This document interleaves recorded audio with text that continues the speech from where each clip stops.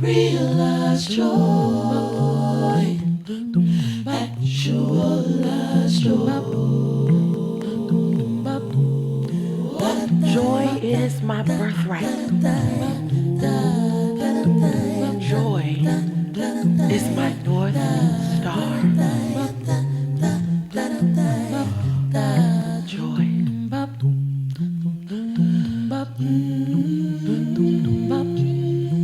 My joy, our joy. Joy over everything.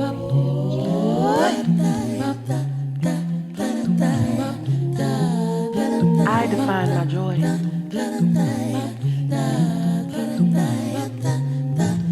I define what joy is for me.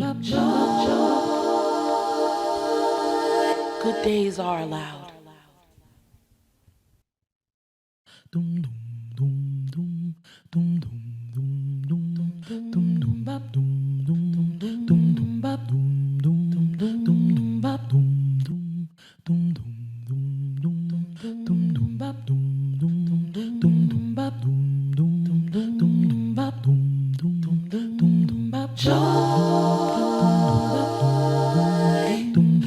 Realize joy, actualize joy. Joy is my birthright. Joy is my North Star. Joy.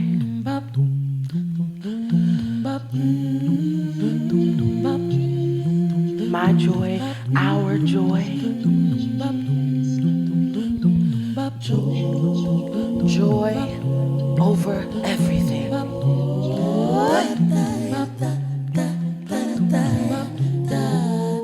I define my joy.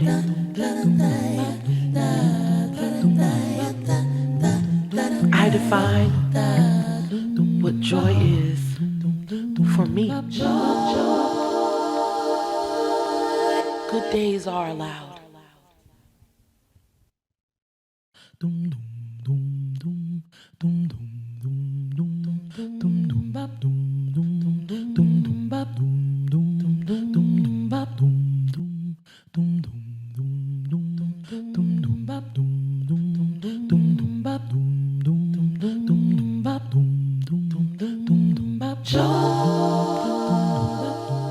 Welcome to the 2023 Can We Talk Symposium and Joy Awards. Introducing our host for the evening, Dr. Spirit. Her accolades as a thought-leading provider of culturally competent therapy are only rivaled by her numerous accomplishments in television, radio, as an author, and through her positively engaging social media. Spirit owns T2 Spirit Enterprises with a global reach, hailing from Atlanta, Georgia. She also serves on the board of directors at the Boris Lawrence Henson Foundation. She, he, they, all of us, young, old, and everyone in between, please welcome our host for the evening, Dr. Spirit. Welcome to the 2023 Can We Talk Symposium and Joy Awards, actualizing joy for our youth. We are so excited to have you join us once again as we celebrate the second annual National Black Mental Health Professionals Day. That's right. Tomorrow, June 4th, is the day that we honor all of the dedicated mental health professionals that help light the path to joy in the Black community. But today, here we are once again to talk, share, educate, and inspire with a focus on the mental health of our Black youth. We've curated relevant and compelling fireside chats and thought-provoking panel discussions with numerous esteemed guests.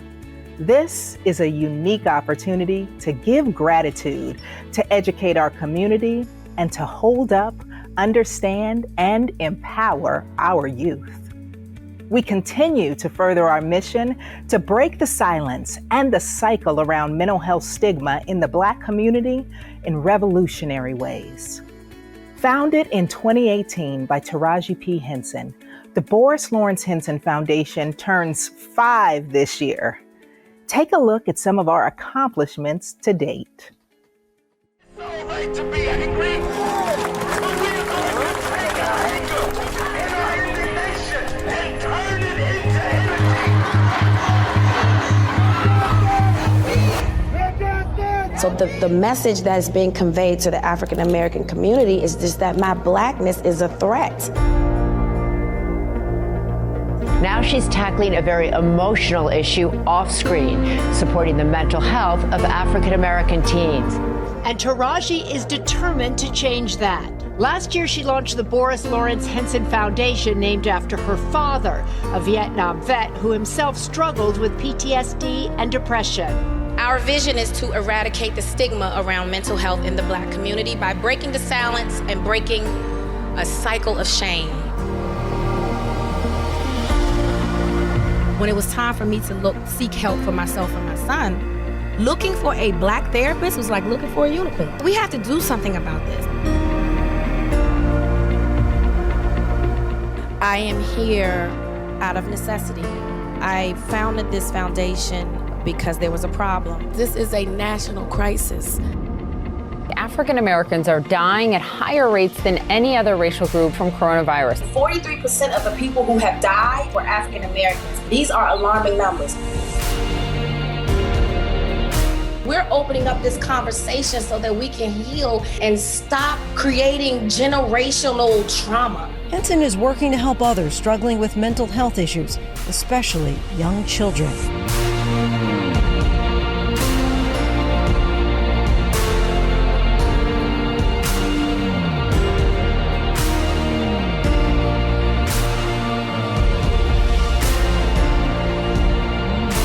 It's been an honor to have received this scholarship award. Honestly, the scholarship has just been God-sent. Thank you for all you do, and thank you for what you will do.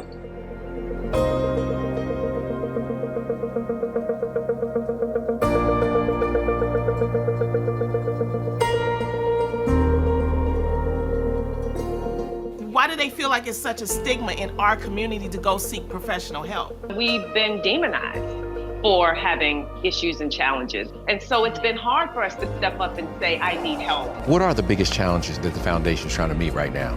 Getting men to come into the room and, that's real. and talk about it. And it's because they don't feel safe. Yeah. They don't feel like they can.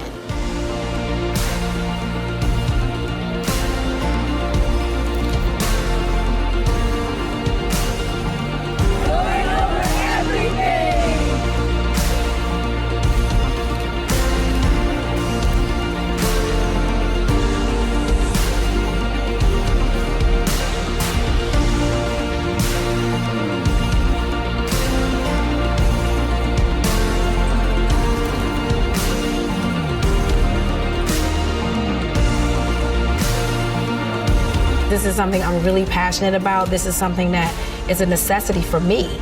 So we have to break this cycle of keeping our mouths closed. I want people to know that it is okay to seek help for mental health. There is nothing wrong with it.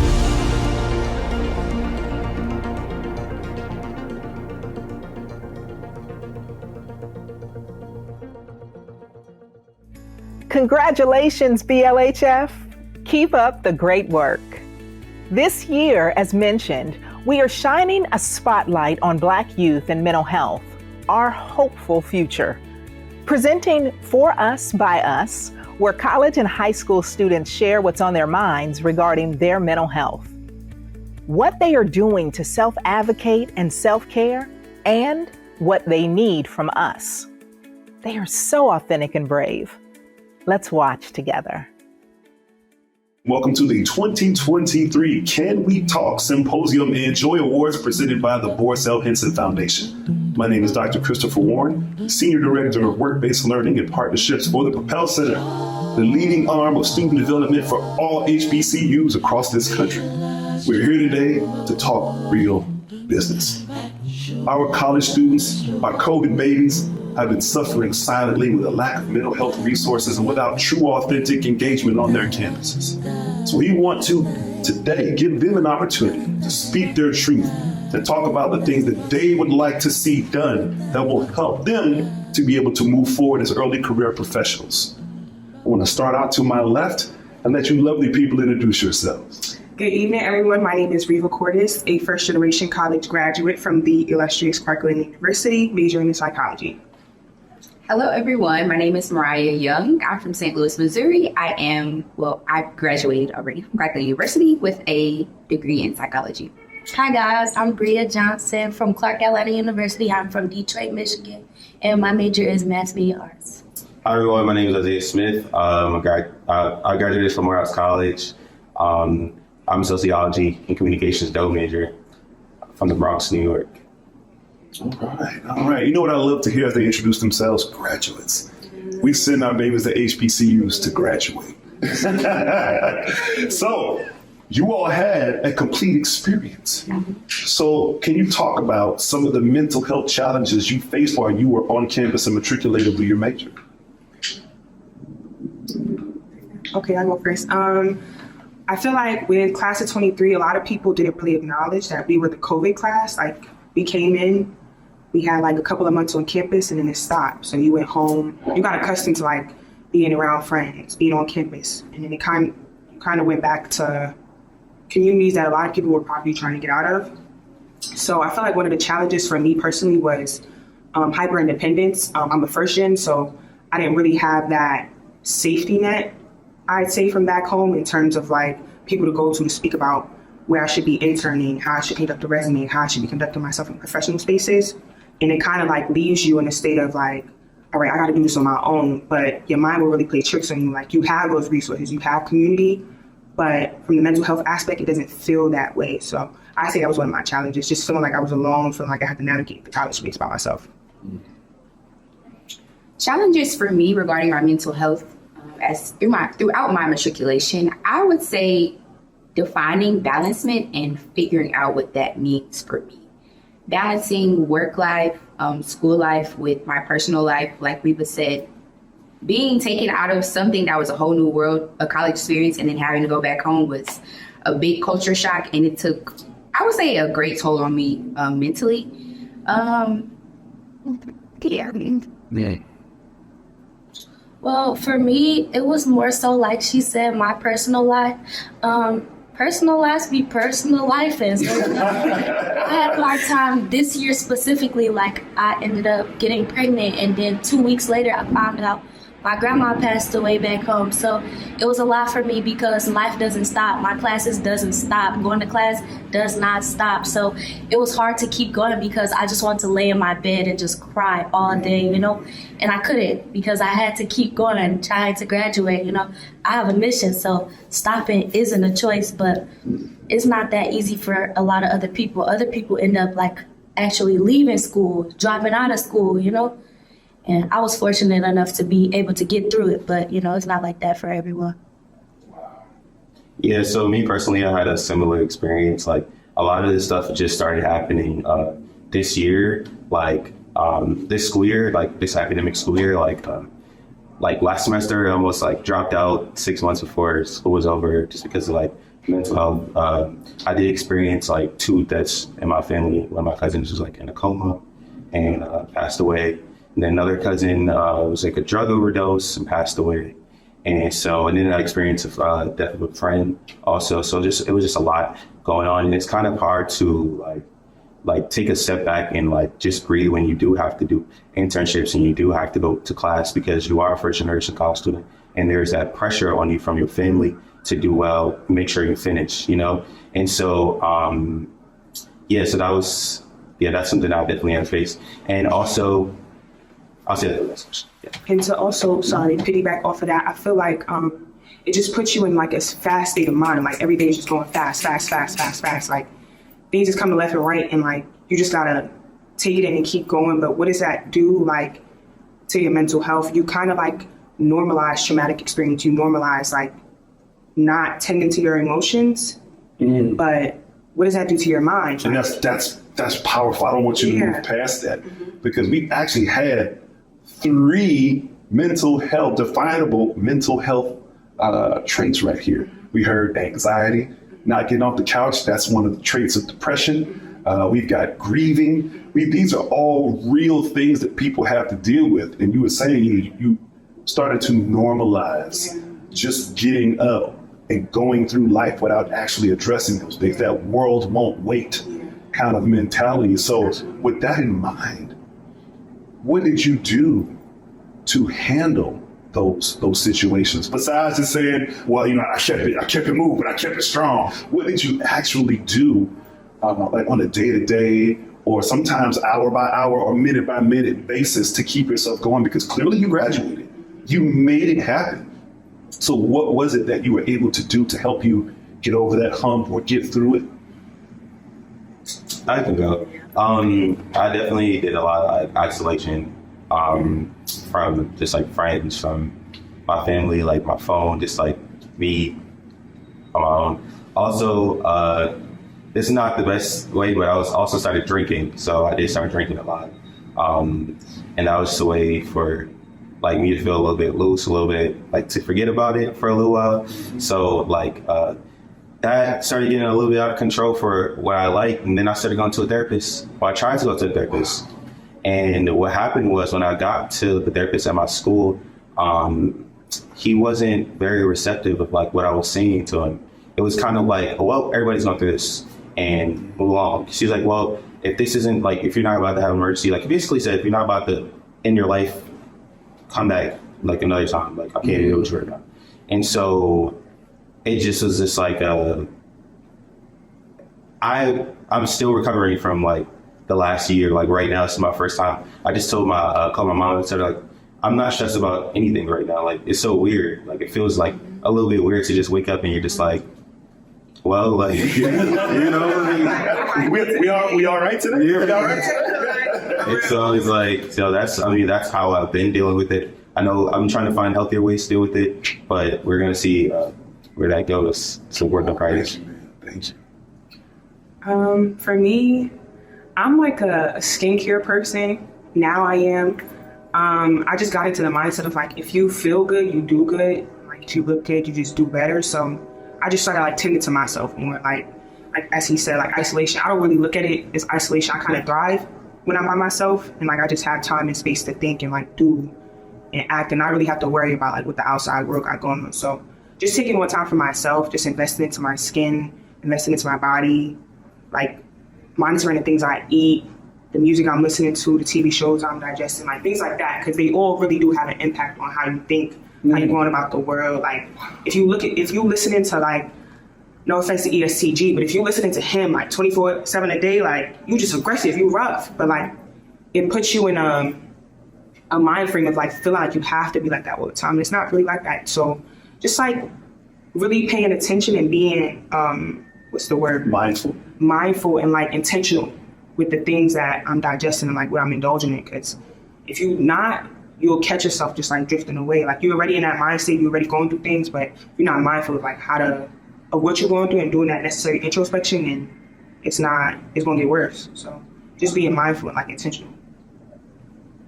Personally, I'm really big on self-care, like making sure I'm doing grounding exercises, whether that's breathing, like simply just taking time to be like, the 5, 4, 3, 2, 1, 5 things I see, 4 things I smell, things like that. Like being aware of your... Don't go past that. That was good. So yeah, give us your 5, 4, 3, 2, 1. So 5 things you see. So now I'm in studio, I see beautiful Black people, I see a blue suit, a tan shirt. 4 things you smell. 3 things that you hear. 2 things that you can feel.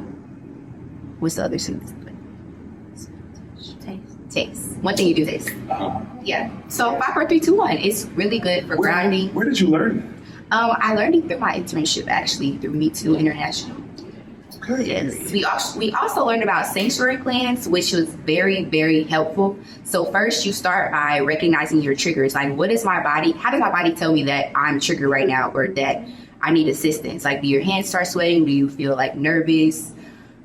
Things of that sort. And then who can I contact? So the person that you contact in times of need may not always be the person that's closest to you. Like, if you're a person who talks to your mom a lot and she's the person who freaks out when you're freaked out, then she might not be the best person to add to the contact. You would add like a friend, maybe your sister, your sibling, something of that sort. Then you would say like things that help you calm down. So for me, it's doing yoga, dancing, cooking, writing poetry. And then you write 3 affirmations that help you in your time of like anxiety or stress that ground you and make you feel good. So it sounds like you actually received some training in mindfulness, right? And so that speaks to, you know, where we're going next. So, So, like he said, isolation was a big part of healing and trying to feel better about everything that I was going through. But after the isolation, because the isolation part was not good at all. After that, I think talking to someone, my dad is my best friend, and I talk to him about everything. So I was able to let him know how I was feeling. And he's the type of dad that rubbed me on my back and like, well, you know what's going on right now. And you know, now you have to accept it and carry on with it. You know, like understand that it is what it is at this point. All you can do is like be better at this point. You know what I'm saying? And so, yeah, my dad is one person who helped me just because, I don't know, he's been my rock since forever. So I was able to talk to him about it. And that's pretty much it for me talking to my dad. I don't know what I'm going to do. No, that's fine. Look, I was letting you go because shout out to real Black daddies. You see what you mean to your children, right? This is very powerful, very, very powerful. And what I heard was leading me to this next question. And this is where I really would like for you to be as honest and authentic as possible.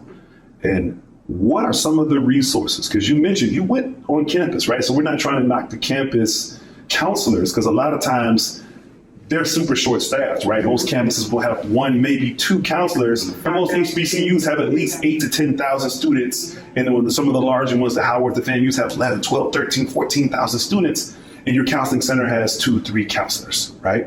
So a lot of times they can be extremely overwhelmed. But with that in mind, best case scenario, in a dream world, like you were able to get that training via internship, so you know what you're looking for. You know what you're looking for. What are some resources that you could snap your fingers and they would appear at HBCUs across the country for students like you?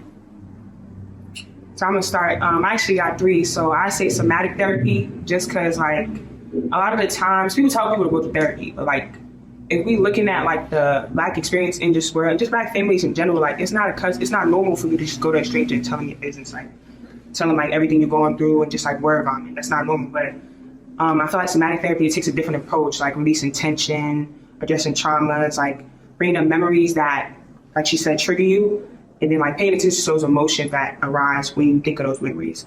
2, music therapy. A lot of us like rely on music. I'm pretty sure everybody in this room, when we having a bad day, like we put on a good song, it could change our whole mood. So like just investing into different things that aren't the traditional way of addressing like mental health issues. And also like I wish HBCUs had like family programs where you could have like your family come out here for like a weekend, just visit you on campus and stuff. Because I don't know for everybody else, but my mom, my sisters, my best friends back home in Brooklyn, they ground me, bro. I see them and all worries go out the window because I know like these are the people, like they got me 100%. I could go to them, I could cry, I could do whatever, and they're there. So programs like that, like just, I don't know.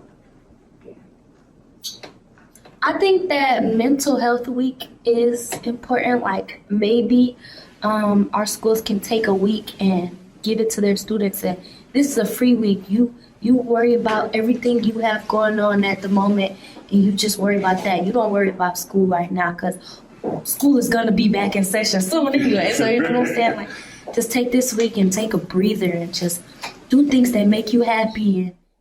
I think you guys really pretty much summarized it up, but I also like to add it. Maybe the schools and like the people who make the decisions, like with money specifically, should allocate more money towards those things. So we won't have two counselors for 4,000 students, and so there's just it's like I guess it's done.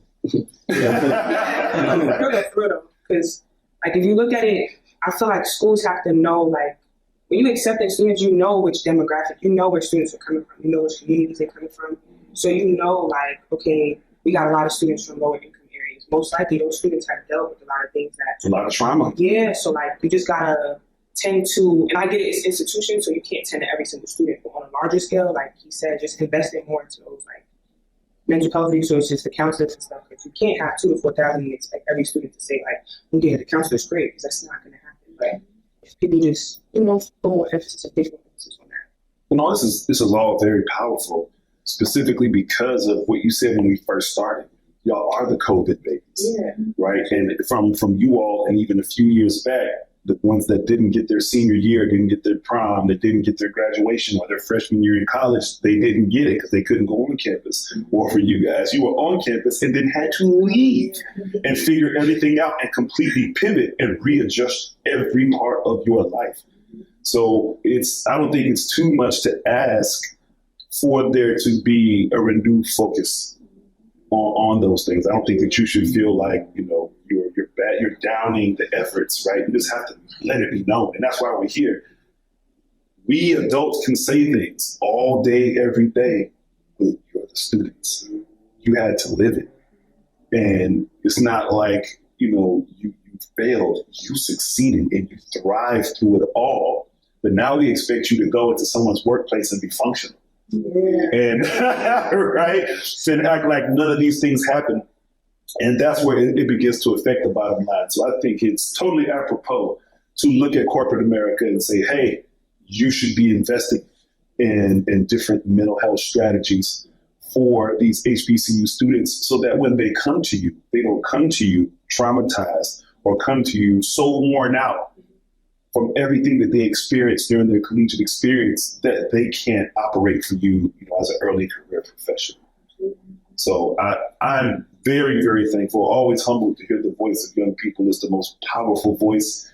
You all did things that I can't imagine doing. And I went to Florida A&M University in the 1900s, as you all like to say. And, I can't imagine having to deal with a lot of the things that you all are dealing with now. So I appreciate you not only surviving, but thriving and being a part of this where you're talking about solutions. You're not just crying or whining or pointing fingers and blaming or staying and living in your trauma.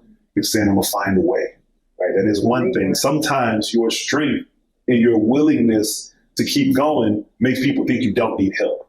So that's why we wanted you here to say, no, we made it. But we could have made it if we had these resources. So it's too late for you, or you've already made it. But these things that you're saying can deeply impact all of the underclassmen behind you. Ladies and gentlemen, we hope you enjoyed our fireside chat. The Can We Talk Symposium continues.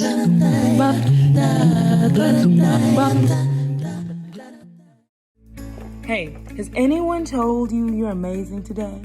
Well, let me tell you, you are amazing. Always have been and always will. Keep shining. Hey, you. What's up? Just sending you some encouragement, reminding you that there will be ups and there will be downs for all of us. So make sure you ride the waves, take the breaks when you need to, and remember to ask for help. I know I did, and I'm glad I did more than a few times, and you will be glad too. So don't forget, be encouraged and stay up. Peace.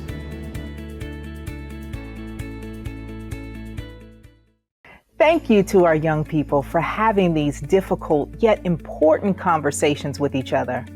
We applaud your vulnerability, and we hope that this encourages other youth to do the same, in your own time, in your own way. Now, let's take a look at the 2023 Top 100 Joy Awards Finalists. Presenting our 2023 Joy Award top finalists in all categories. These categories include licensed mental health professionals, advocates, certified integrative wellness practitioners, and our all-new youth category. Applications and nominations were narrowed down from a tight field of hundreds. They were then reviewed and selected by a panel of experts, including thought leaders, clinical advisors, and board members. Thank you for your dedicated work and commitment to eradicating the silence and the stigma in our communities. We can't do this work without you. Once again, congratulations.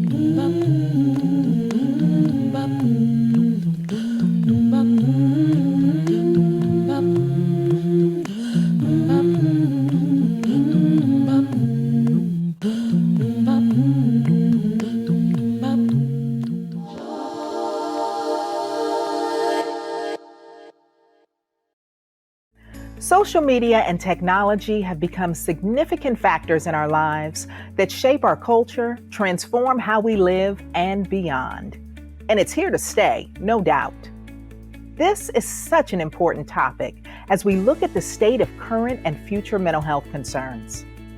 Our next panel discussion is led by Dr. Kyaien Connor, Associate Professor in the Department of Mental Health Law and Policy at the University of South Florida. Dr. Kyaien also serves as the Interim Clinical Director and Coordinator of BLHF's Provider Training and Outreach. She'll be conversing with clinical psychologist Dr. Vivid and founder and CEO of Jubilee Incorporated, Dr. Cyrell Robertson. They are offering some great tools. You don't want to miss this. Hello and welcome. I'm so excited about this conversation today and really excited to introduce my guests. My first guest for today is Dr. Ashley Elliott, affectionately known as Dr. Vivid of Vivid Innovations Consulting, LLC. Vivid has been providing wellness services in the DC metropolitan area for over 10 years. She has a global reach through positive social media with her podcast, Vividly Speaking with Dr. Vivid. And her mission is to empower, encourage, and enlighten by spreading a message that emphasizes the importance of mental health and wellness. So welcome, Dr. Vivid. Thank you for having me. Thank you so much, Dr. Kyaien. Absolutely. And our second guest is Dr. Cyrell Robertson, the founder of Jubilee web and mobile app. Jubilee is a platform and network that aims to increase equitable access to healthcare, ultimately focused on improving the outcomes for marginalized and underserved groups while providing online communities of peer support, especially for Black, Indigenous people of color, and LGBTQIA+ communities. So Vivid and Cyrell, thank you so much for joining me today to talk about an issue that is complicated. We can look at the trajectory of social media and its usage, and as that rises, we also can note the escalation in youth issues of depression, anxiety, feelings of being lonely and isolated. But there's two sides to this, right? Because social media was also one of the biggest parts of what kept young people feeling connected to each other during the pandemic. And digital platforms replaced, in many ways, traditional classrooms and helped to fuel learning during that time. Post-COVID, the data and what we're seeing clinically tells a complex story. It's definitely a conundrum. So today, let's explore some of the benefits, but also what to watch out for. So Vivid, let's start with you.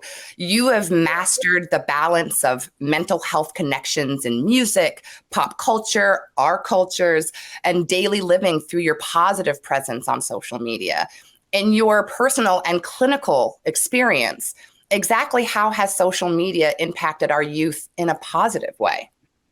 Oh, well, social media, especially during the pandemic, has given our youth the chance to connect with people that they didn't have the opportunity to, whether it because these people are across the world, across the globe, or I didn't have the resources to chime in and connect with them. So look at these friends that I'm having. Also, representation. There are so many underserved communities that don't have access to certain entertainment value, certain tools and resources. And social media has become this great toolbox for youth to be able to tap in things that aren't readily available in their communities through the global community. And it's just so amazing to see. And it also has provided many of our youth with the chance to really get their creative juices flowing. I remember a time where I was just recording videos in my room and just joking about it with my cousins. And now you can record a video and all your internet cousins can join in on the fun and the positivity. So it is creating a sense of belonging, a sense of community, and a sense of I can research and find things on my own beyond a book, a classroom. It's so great. Wow, absolutely. I love that you talked about that importance of being able to be connected to a global community, right? And having access to resources that we might not have readily available in our own communities. And the other exciting piece about that ability for creative expression that's really become booming right now.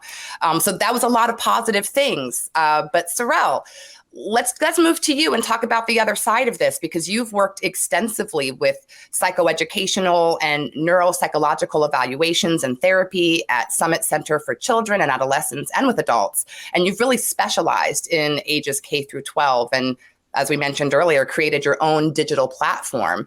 So let's look at the opposite effect on our youth. What do you think are some of the primary negative impacts of this boom in social media? Yes. Well, first, thank you for having me, Dr. Kyaien. I'm happy to join the conversation. This is such a timely and important topic right now. As you mentioned, right, I work primarily with young people, both in private practice and as a school psychologist as well, right? And I know firsthand, right, how social media often exacerbates pre-existing mental health issues for young people who may suffer from anxiety, depression, body dysmorphia, right, suicide ideation, loneliness, and a number of other presenting problems. All too often, the approach to teenage social media use is oftentimes haphazard, sometimes thoughtless, and usually complicated by the fact that some believe social media is a remedy for social isolation, when in fact we know that there was a recent study by the University of Pittsburgh that found that teens who use social media heavily are 3 times as likely to feel socially isolated.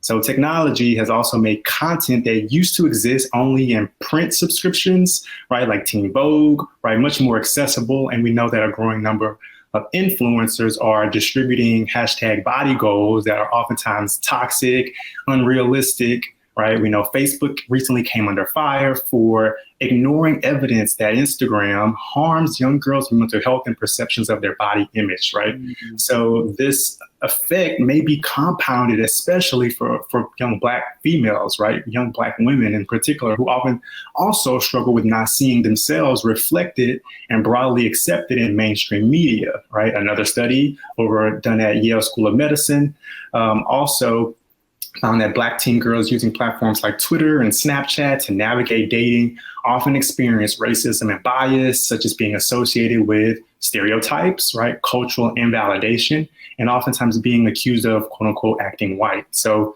many Black teen girls also believe that their hair type, for example, or skin tone may not be valued because of these mainstream narratives that perpetuate white and normative beauty standards. So coupled with the fact that unrealistic standards of beauty, for example, are marketed as wellness, right? It's no wonder teens are experiencing adverse effects.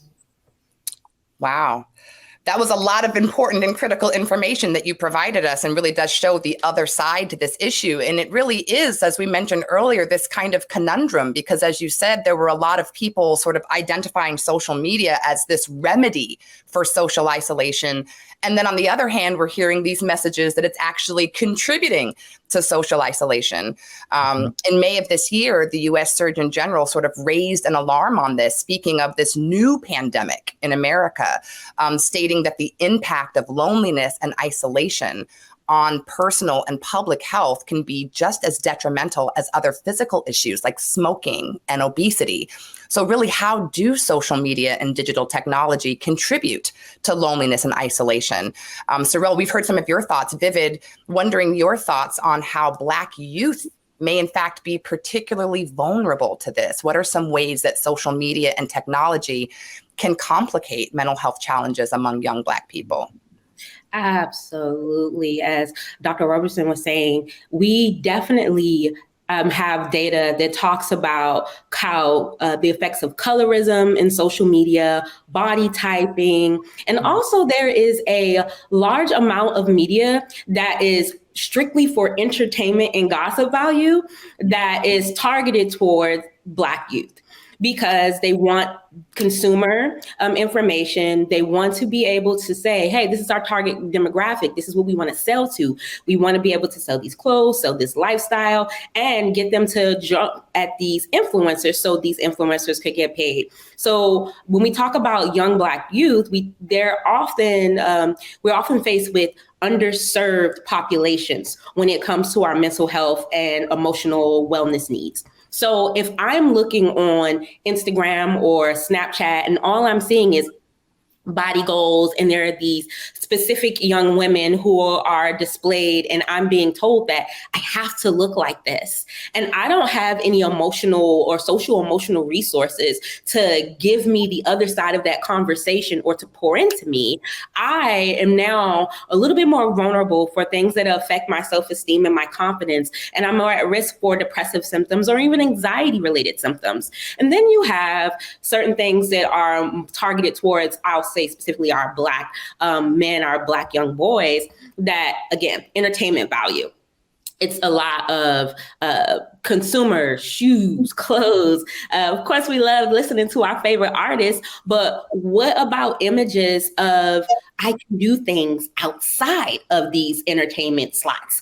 I can pursue STEM-related things or art-related things, nature and therapeutic-related things. But what you see is many of the companies that are getting partnerships with these social media platforms, looking at it from consumer, money, selling, and not the wellness of the consumer, especially for the younger folk. And then we have other things that are definitely still being used in the marketing arena when it comes to things like vaping, when it comes to drinking certain alcoholic beverages.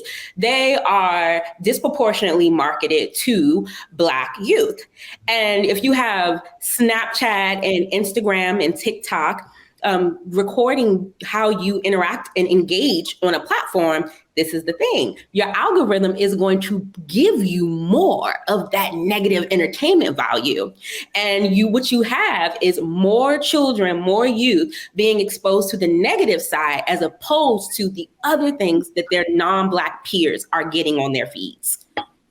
Wow, that's powerful. That's powerful. Those algorithms, and just thinking about the power of sort of our capitalist society marketing, what our young people are being exposed to, and that our young Black youth are being targeted in a way and being exposed to a lot of negative messaging that has an impact on their mental health and wellness. Wow. Thank you for that. So, Cyrell, thinking about this and in your experience as a clinician, what do you think the majority of therapists, how are they dealing with the Council of Mental Welfare regarding the impact of social media and technology and these increases in isolation and social, and among our young people?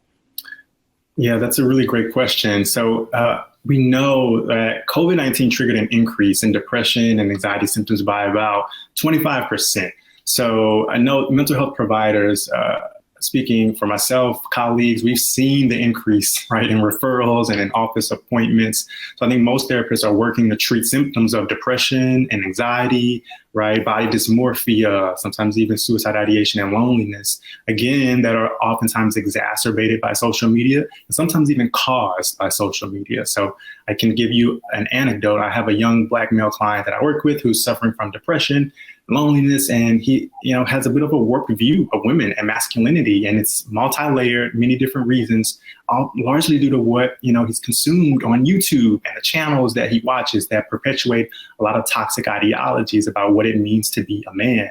So I see him grappling with kind of what he's consumed and internalized. So now I'm stepping in, right, to help him unlearn those pretty entrenched ideologies about himself and the world around him. So, in addition to, yes, treating the anxiety, depression symptoms as well, we also now, are working towards helping to unlearn a lot of the messaging that's been internalized by what, youth and teens, children are consuming and viewing on social media as well. Yeah.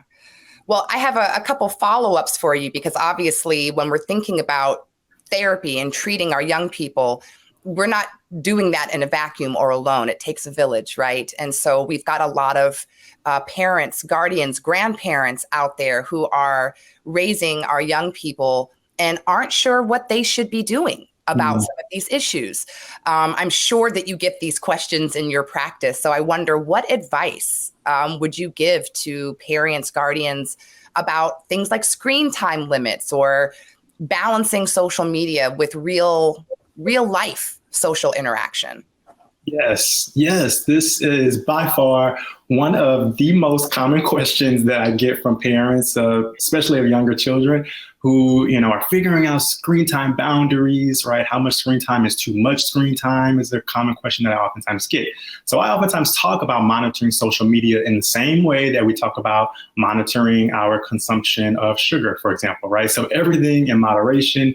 There really is no one size fits all recommendation for all families. It depends on so many factors, right? Your family values, how much time, right, and attention, right? Do both parents work, right? So again, no one size fits all, but limiting it to a reasonable amount of time after homework is done, perhaps, right? So helping your kiddo hold off until, to delay the gratification of the social media as long as they can until after they complete their work or their homework, or perhaps only, limiting social media to weekends, right? For 1 hour, or sometimes my usual recommendations. But again, it really does depend on the family and other factors. Common Sense Media is a really great resource that I oftentimes share with parents that, really does provide a lot of detailed recommendations for parents. Right. So we know in one sitting on social media, you can see death, right? Something funny, you can see something sad, you can see something hilarious, something that inspires you, right? All within the span of 1 minute, scrolling up and down TikTok or Instagram. That is not healthy, right? The human brain, especially for children and adolescents, are not meant to switch emotions 10 to 12 times within a 3-minute time span. So it really is information and emotional overload without having time to process each emotion. So to help children deal with the impacts of that, I oftentimes encourage parents to step in, monitor their children's or their child's social media accounts and the pages that they follow, right? And I oftentimes encourage parents to feed their children positivity away from screens so that their children feel heard, seen, and validated.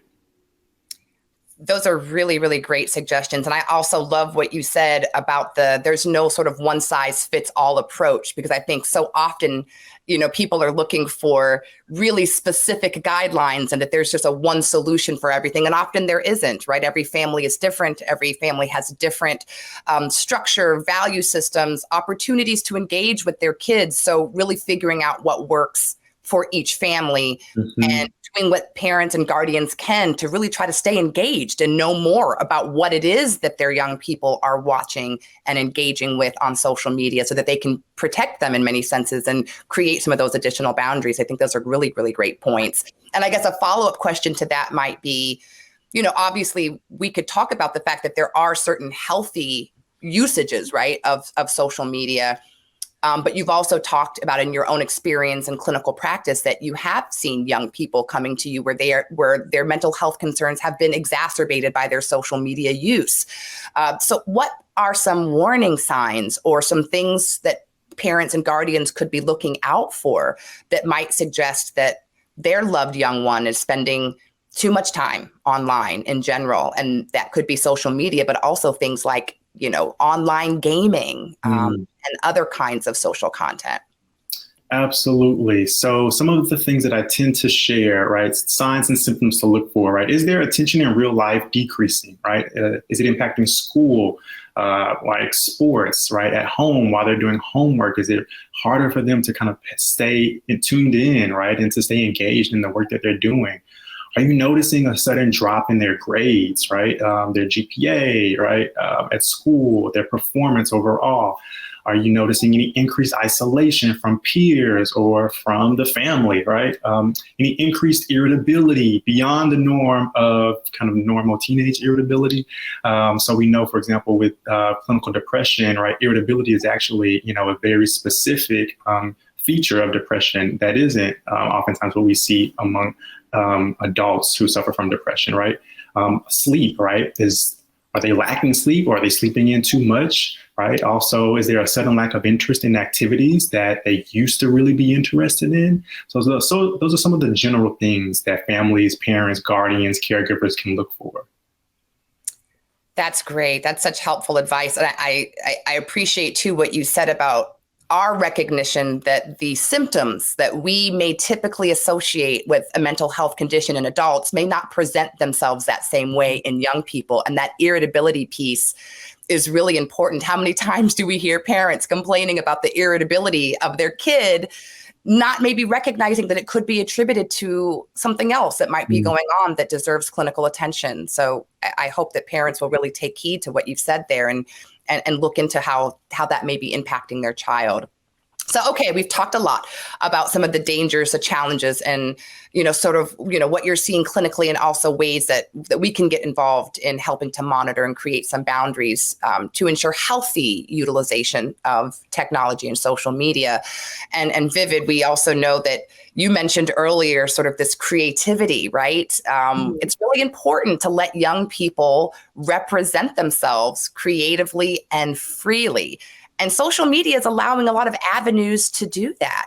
So what advice can you give to parents and guardians out there, relative to best practices for monitoring their young person's activities, but while still allowing them that personal expression and interaction? Oh, my goodness. It's engagement.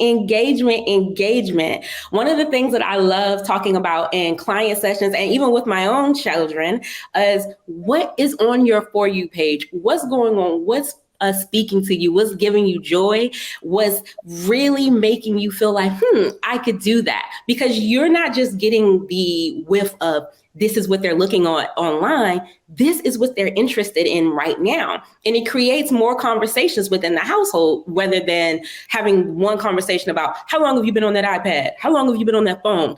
What's so intriguing about this artist? Oh, you love some Ice Spice, girl. How many videos have you watched? And what is the music doing to your spirit? Why do you connect with this person so much? How many videos have you been watching about, young creators and young entrepreneurs, and what makes them so relatable and makes you feel like I can do this too? What's empowering you? Always have a conversation about the why and not just the what they're doing, because it also creates more avenue for them to get off of the social media and their technological devices to explore other options or have conversations at home or in school in their community about how can I create this creative stew, this gumbo that we can feed each other and continue to give ourselves joy. Also, be mindful that if they're creating and they're wanting to post, get in there. Come on, mom, dad, caregivers, help be the producers, help write the scripts, help be a part of the cast, and give them the chance to see that this is something that my family supports. I love seeing videos from my clients and they're like, this is what my mom helped me do. This is what my cousin helped me do, because that shows that you believe in something that they're interested in. And they'll be more likely to let you in and have really open and honest conversations about how they're using this and why. And my favorite thing to talk about with parents and their children, their caregivers and their children, is do a social media audit. Talk about the things that you feel are positive. Talk to them about the creators that are like, oh, they're cringy, I don't really like them, and why. And monthly, delete those accounts, unfollow those people, and even block the things in your settings that you feel aren't giving you joy, aren't making you feel like, hey, I'm being seen. And speaking of seen, remember, for our little Black boys, girls, you are contributing to representation, which really matters when you're posting these things, when you're engaging with your family, and you're putting out the content that some of us are really longing for. Wow. I love so much about what you just said. I'd never thought about that before, but the focus on the why and not just the what. Why are our young people so drawn to certain things, and how can we then use that as a way to better engage and be more involved with our young person and become a part of that process with them, so that they can then contribute to the sharing of positive messages on social media. That's amazing. And you gave a lot of really great tips for how to like safely nurture a budding social media or digital app entrepreneur, which is great. Okay, well, so now I'd like to ask you both, and Vivid, we'll start with you, to just for a moment speak candidly and directly to our young people. What advice would you give them right now about social media and technology? You could speak to the dangers and or the benefits of responsible use, but what would you say to them if you could talk to them? When it comes to content that you're consuming, think of it like food. If it's making you feel good, we want to really sit in that. But if it's making you feel uncomfortable, if it's making you feel like you don't know if this is something that you should be really taking in, you have the awareness and you have the ability to say, this isn't for me. If anything occurs that you feel isn't aligning with your values, your beliefs, it's okay to distance yourself from that, even if other people are interested in it. Your safety is the most important thing. We love to have fun, but your safety is what matters. And if something is making you feel unsafe or insecure or uncomfortable, please blast it with the community and blast it within your parents' community, blast it within your tribe's community, because we want to make sure that you're getting the best experience possible.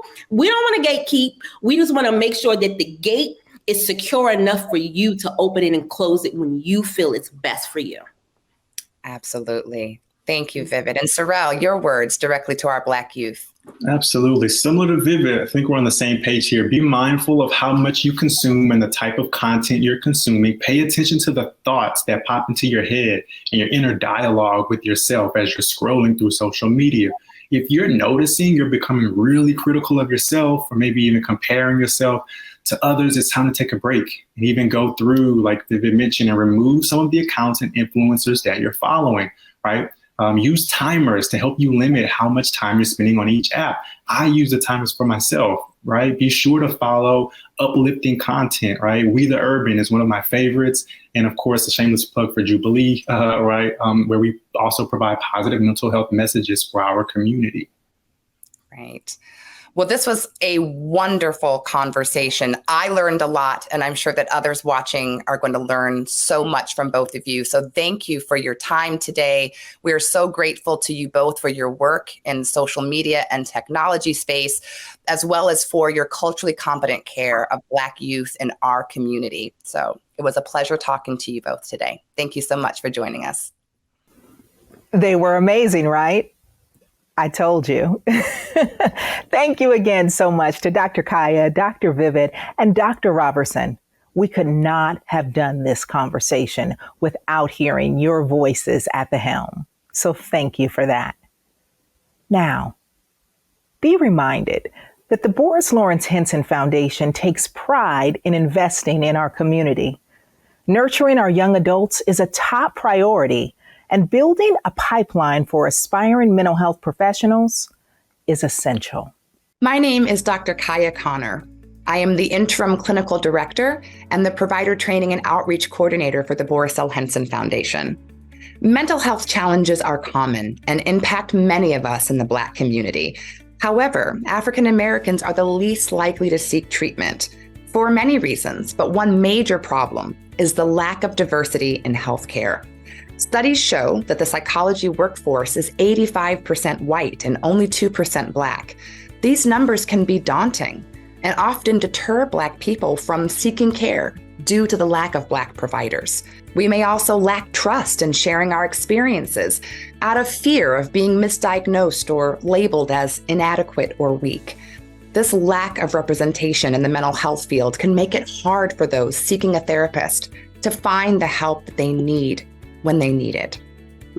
Another challenge is that not all clinicians are trained to be aware or curious about how culture and race and ethnicity impact a person's mental and emotional well-being. Our goal is to increase the number of culturally competent therapists by offering scholarships to African Americans who are interested in pursuing a career in the mental health field. Investing in our community and nurturing our young adults is a top priority. The donations that we receive allow us to provide academic opportunities and serve as a vital resource to empower African American students pursuing careers in the mental health field with their educational expenses.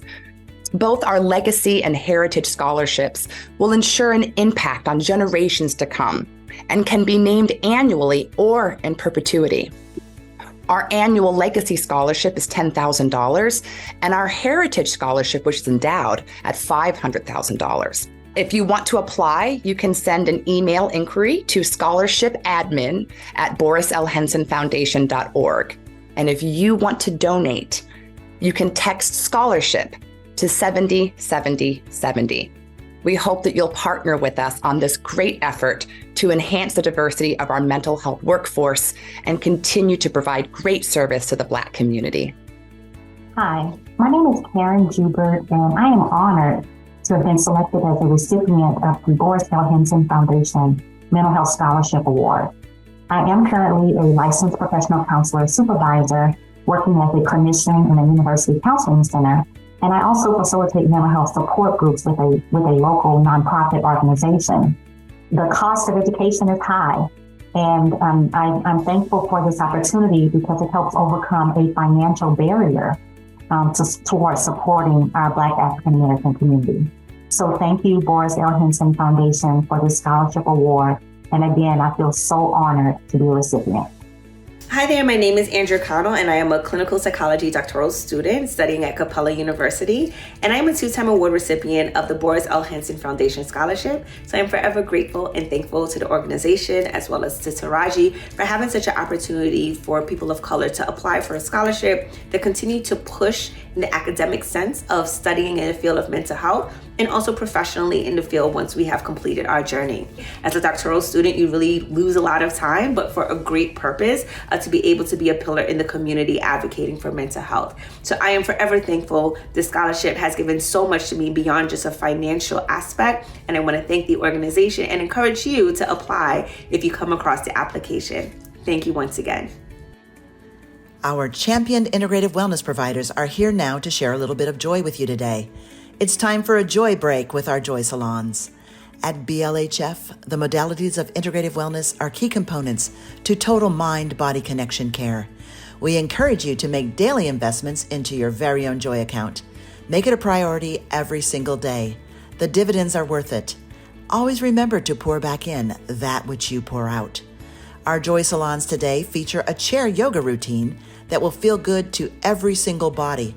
And you don't even have to get up out of your chair to feel great. Or you can just close your eyes and reset to the proven benefits of sound therapy with singing bowls. If perfect silence is what you are craving for an escape, we also have a guided meditation. Even more importantly, please give it a try on your own tomorrow. And remember, you can tune in to our website to find information on how to watch all 3 Joy Salons. The Joy Salons are open now. Enjoy, and we'll meet back here shortly.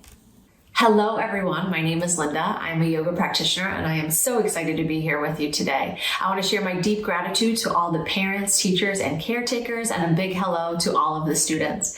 I'm excited to guide us through a chair yoga practice, so let's find a seat to begin.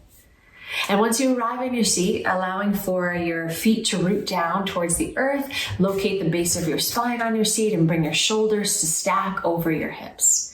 Arms and hands can rest wherever they feel supportive and comfortable. We'll take a moment to ground, to fully arrive here. So if that means softening your gaze or closing your eyes, please do so as we begin to follow and notice our breath.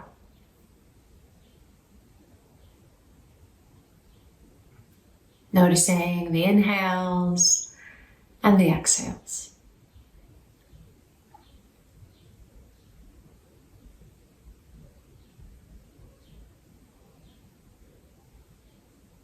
Just a reminder, an invitation here today in our practice that I invite you to take all that you need. Take good care of your body, honor your body, and to practice with lots of love, compassion, and gentleness. Let's take a big, deep breath in. And exhale out the mouth. Big deep breath in.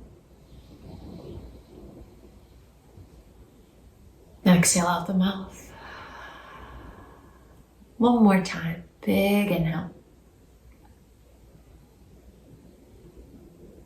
Big exhale. And allowing for your breath to recalibrate, to return to its natural rhythm and flow. And if your eyes are closed, you can begin to flutter them open. Let's start by taking our arms, reaching them up towards the sky, and then bringing a little shake in our arms and hands. Maybe it feels playful, a little silly. Let it shake, shake, shake, shake, shake. Good, and then let your arms release down, right by your sides. Good, moving with our breath here. Breathe in, reach your arms either out and up or forward and up. Look up as you press your palms together. And then exhale, lower your arms back down. 2 more times just like that. You can move with your own breath here. Breathing in to reach up. Exhaling to release your arms down. 1 more time, breathing in. And exhale. Bringing your hands to the tops of your thighs, letting them rest here. As you drop your chin and tuck it down towards your chest, you're letting the head be heavy. We'll take a few breaths here. You might notice a bit of a release through the back of your neck or shoulders. Can you send your breath to the areas that you are experiencing these sensations? 3 more breaths here.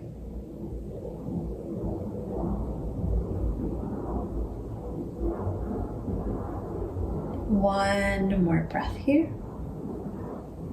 And start to slowly take your right ear towards your right shoulder. And we'll pause here. So breathing into the stretch and release.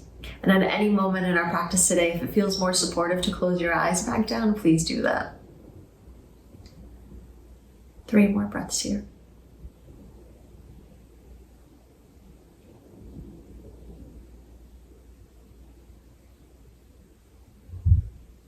And slowly let your chin drop back down towards your chest. And we'll take our left ear towards our left shoulder. Find that moment of pause where we breathe into the sensations along the right side of our neck.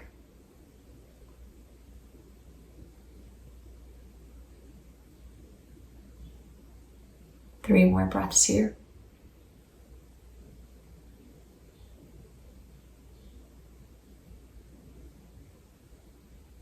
Great. Releasing your chin back down towards your chest, we'll start to draw circles through the head and the neck. First, starting by taking the right ear towards the right shoulder. Again, being very gentle with yourself here, letting your head drop back. If the eyes are open, you might be looking at the ceiling.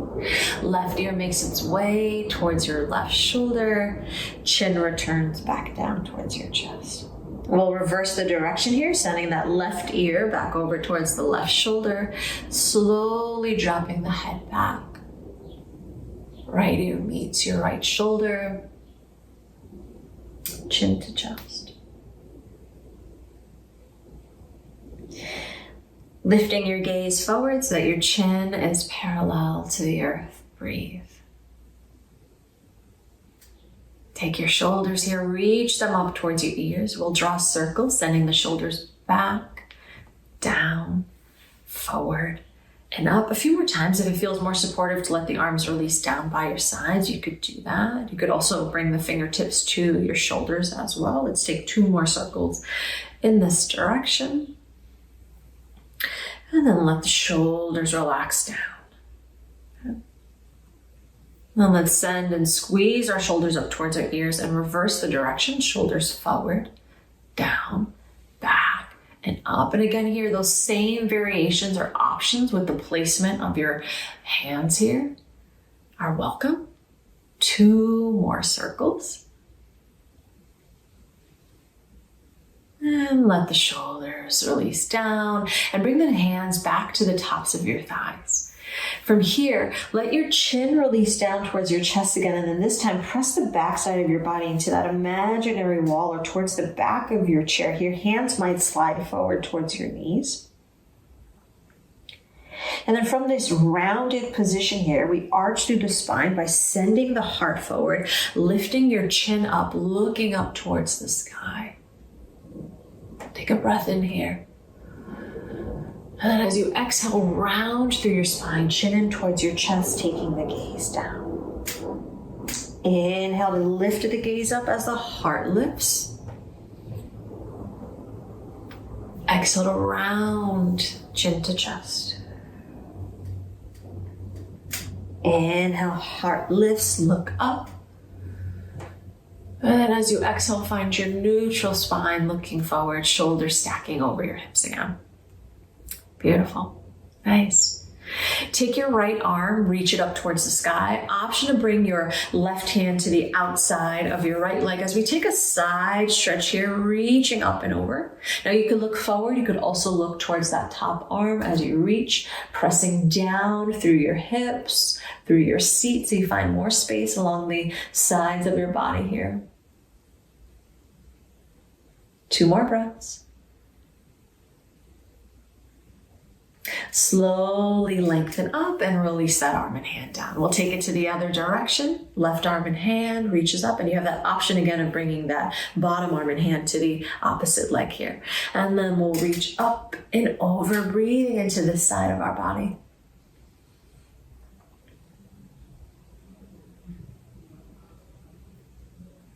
Three more breaths here, reaching up and over as you ground into your seat a little bit more. 2 more breaths. 1 more breath.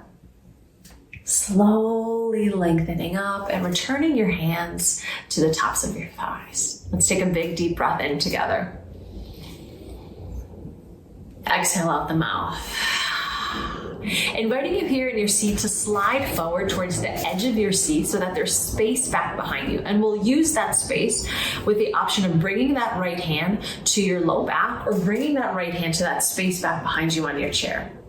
Take your left hand to the outside of your right leg. We start to twist towards the right side, looking back behind us and over our right shoulder. Keep the spine long as you rotate. See if you can take the gaze back a bit more. 3 more breaths.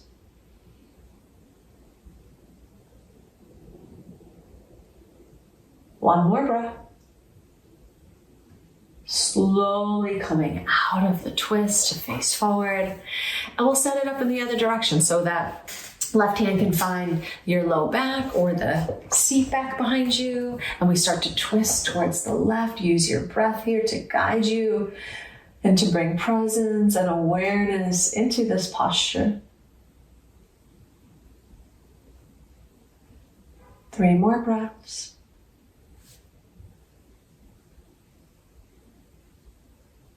1 more breath. And slowly letting that twist go.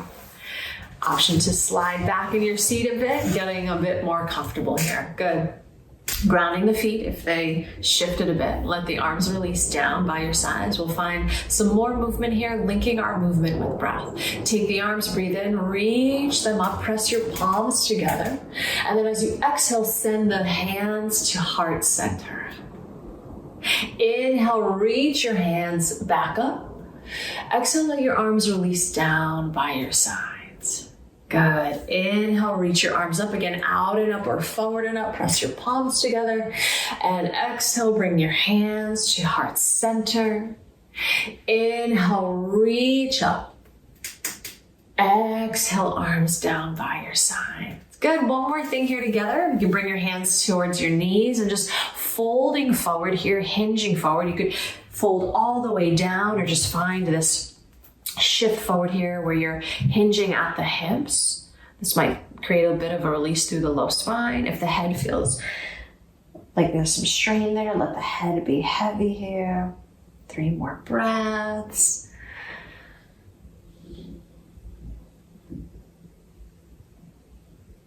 Using your hands here, pressing into the tops of your legs, lengthen back up through your spine.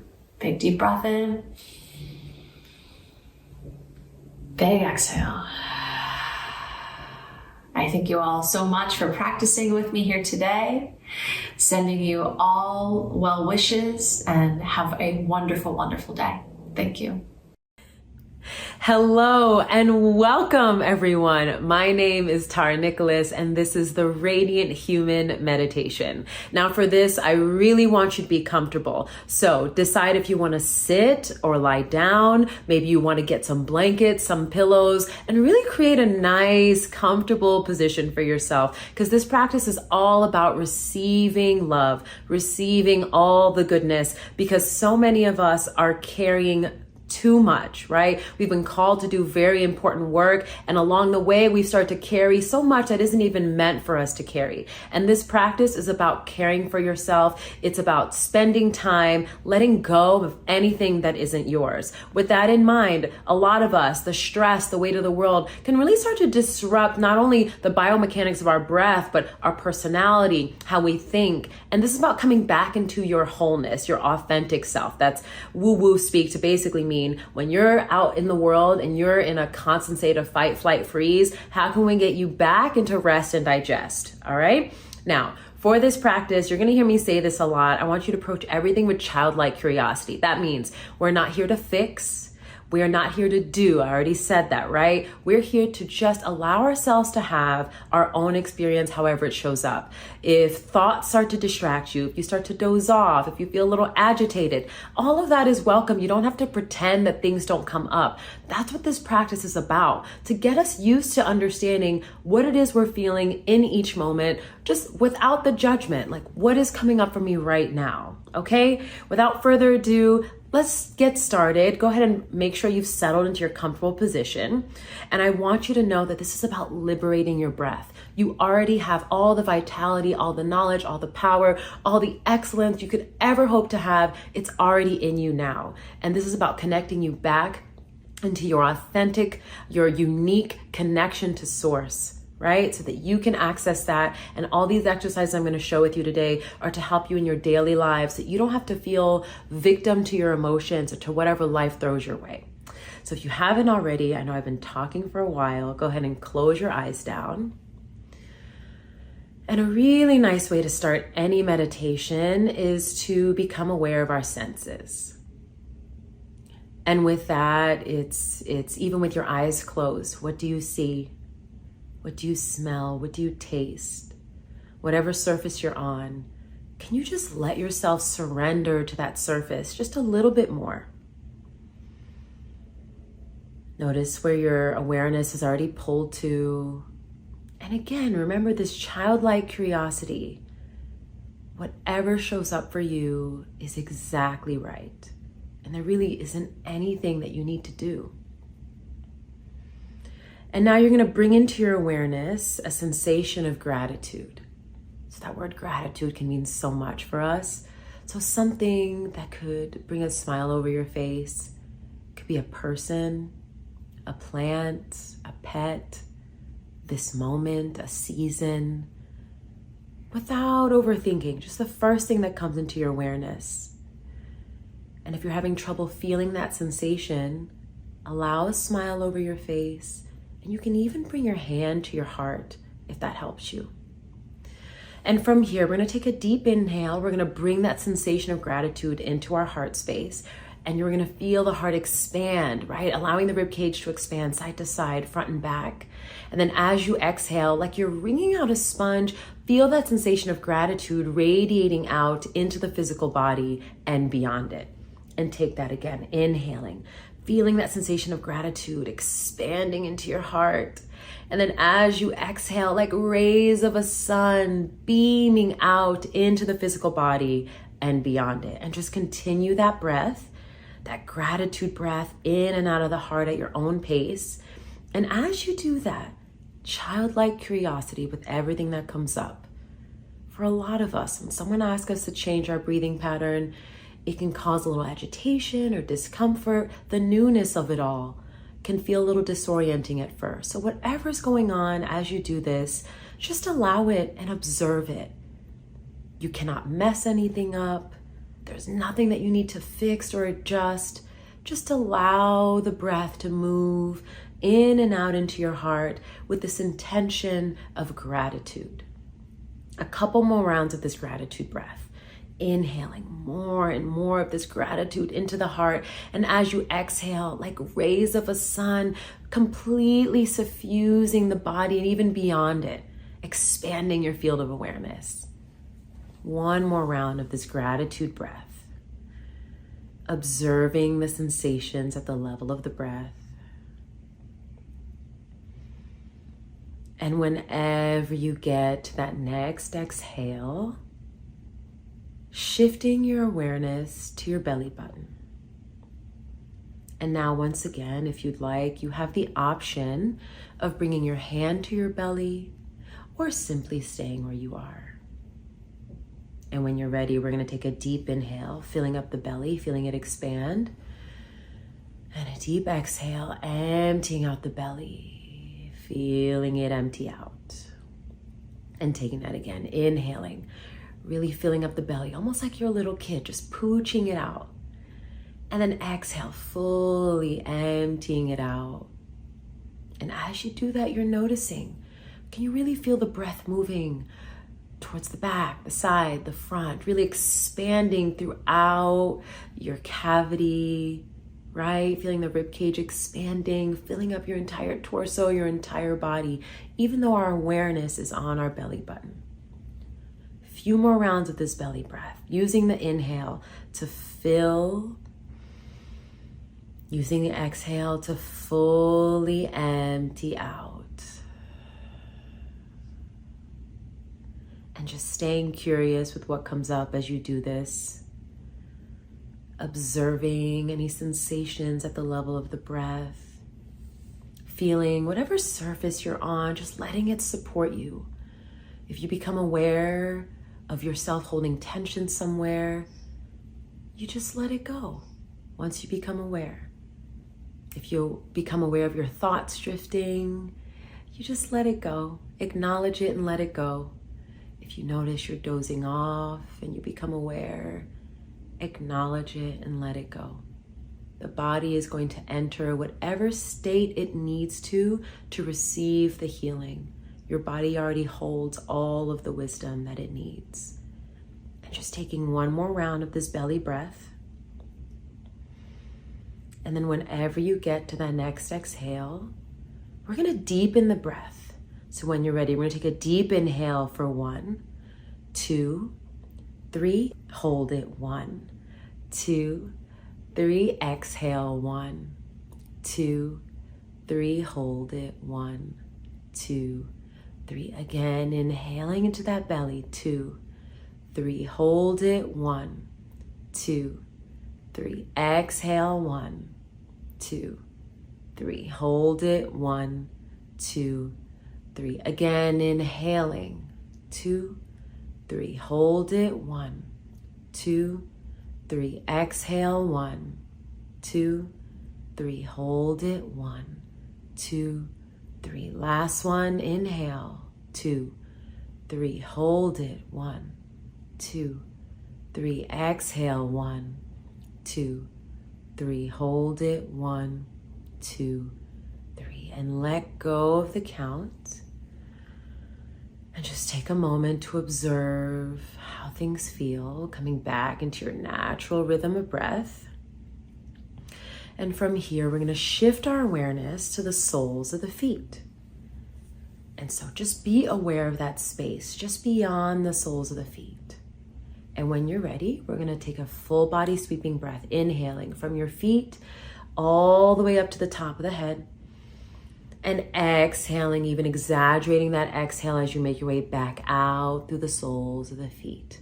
And take that again. Inhale, bring in everything that supports you, everything that you want more of, all the way to the top of the head, maybe even suspending for just a moment at the top of the head. And then exhaling, making your way all the way back down and out through the soles of the feet, releasing tension, stress, toxins, anything out of alignment. And taking that again, inhaling, bringing in everything that you want more of. And then when you're ready, exhaling, releasing anything that isn't serving you. Next time you return to the soles of the feet, we're going to pick up the speed of this breath. Inhaling fast from feet to head. Exhale down. Again. Exhale down. Last one.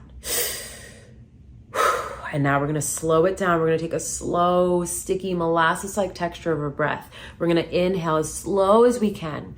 The breath moving like a virtual comb, moving through any habituated patterns, any tension, anything out of alignment as you come all the way up to the top of the head.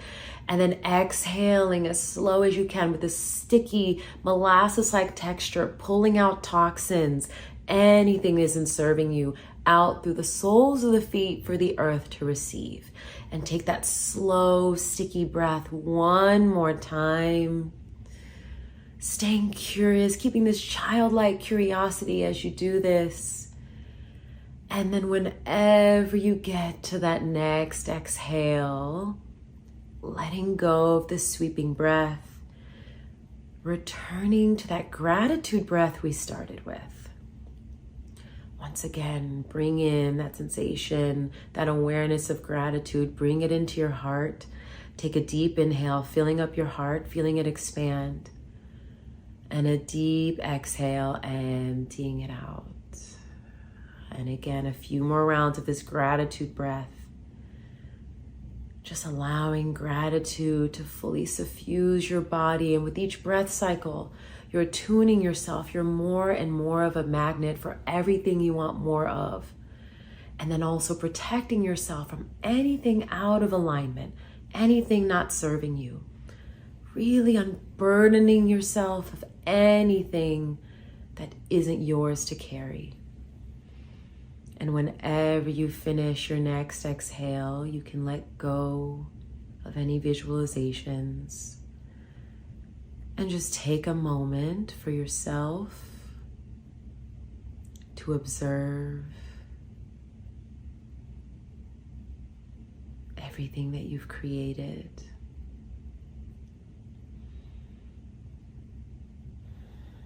And from here, you can slowly bring the hands together, rubbing them together, generating a little bit of heat, bringing the hands to the face like little cups.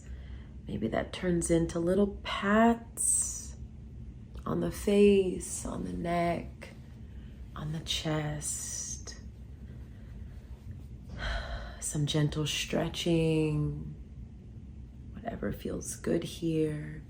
And then when you're ready, slowly fluttering the eyes open, really congratulating yourself for your self-work, for your self-healing. I appreciate you. I love you. It's an honor to share this space with you. And I hope this serves you. Hello. Thank you for joining me today. My name is Riva Nyri Percil. I'll be guiding you through some traditional Haitian songs, some breathing techniques, and some relaxation. We're going to start by sitting in a comfortable position. If you'd like to cross your legs, you can do so. If you want to lay down, you may also do that. You may choose to maybe lean your back on a wall or on a cushion, just anything that's the most comfortable for you. Do that. So I'm going to invite you to join me in sitting comfortably and just tuning into your body, tuning into your breath. We're going to start with some easy breaths, but being mindful about how we're breathing, where the breath is sitting, any discomfort in the body. So we're going to start with a breath in on 4 counts, holding it for 4 counts, and then releasing for 4 counts. So 4, 4, 4. So we're going to go in, hold, out. And if your shoulders are tense, or if you feel any tense jaw or tense eyebrows, tense anywhere, just relax. We're going to try that again. In, hold, out. Last time, in, hold, out.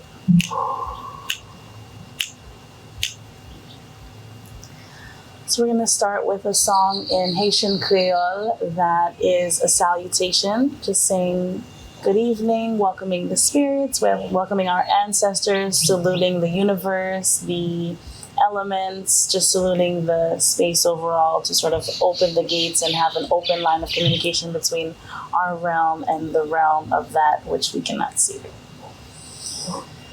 Bonsoir, bonsoir. Bonsoir, balawado. Diodan, bonsoir, bonsoir.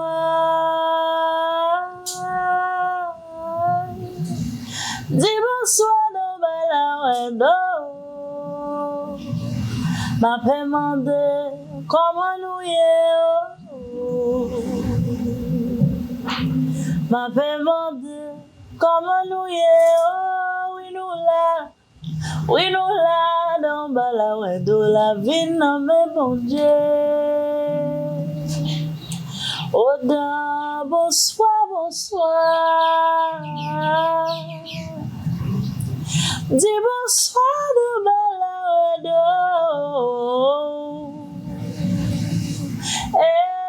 Ago ma demande comment nous ma demande comment nous oui nous là dans balawado la vie n'a me bon Dieu ma demande comment nous oui nous là dans balawado la vie n'a me bon Dieu.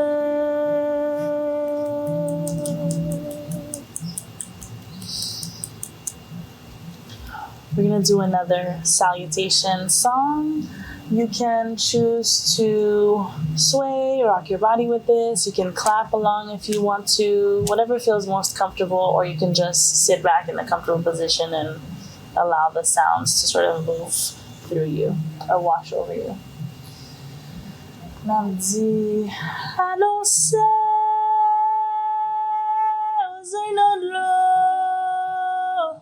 Wago si mi lawe. Di anonse Zainadlo. Wago si mi lawe.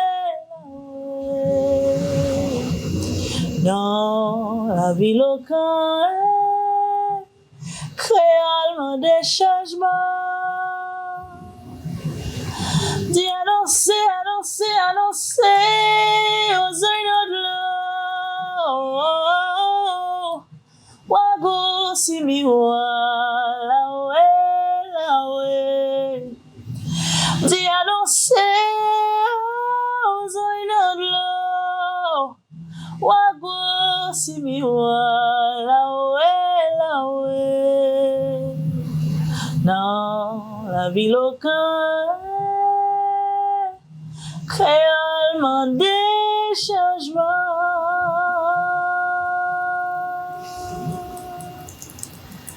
Go. So in that song, we're inviting change, we're inviting truth, we're inviting authenticity. The words are really calling to the spirits and to the ancestors to help us make a change where things are not working for us anymore. It's not serving our highest purpose as a collective, as individuals, and we need to make a shift. So that's what that message is in that song. This next one is specific to the Haitian Revolution. Again, within the same theme of change and shifting. The song is about Boukman, and Boukman is one of the characters or one of our historical figures who really assisted in the revolution. He was a fighter, and so we call upon his spirit in times of need where we are seeking sort of like a stronger strength to help us push through and to step into the next chapter of our lives. Boukmano na buakaima, no lo meno no ba wakaima. Papa Bookman where I say. Papa Bookman non rive tout pour pays à diviser la famille dos à dos. Non pas te faire wakaima pour ne servir étranger. Bookman no wakaima. Non, non, mais non, non, pas détourné, on ne boit caïman. Papa Bookman, non, est assez. Papa Bookman, non, révélant tout pour tout, pays à diviser, la famille dos à dos. Non, pas te faire boire caïman, pour ne servir étranger. Non pas te faire boire caïman pour ne servir étranger.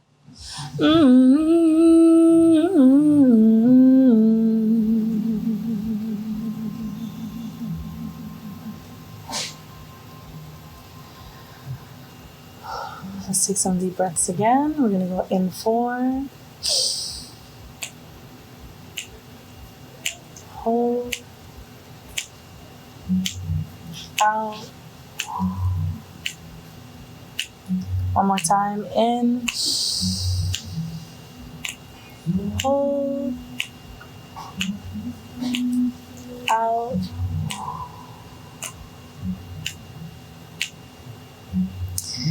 This next song is to Ezri Dato. She is the goddess of, or the deity of strength, of justice, and of really, again, similar to what we mentioned before about Ukman being the spirit that we call upon for fighting.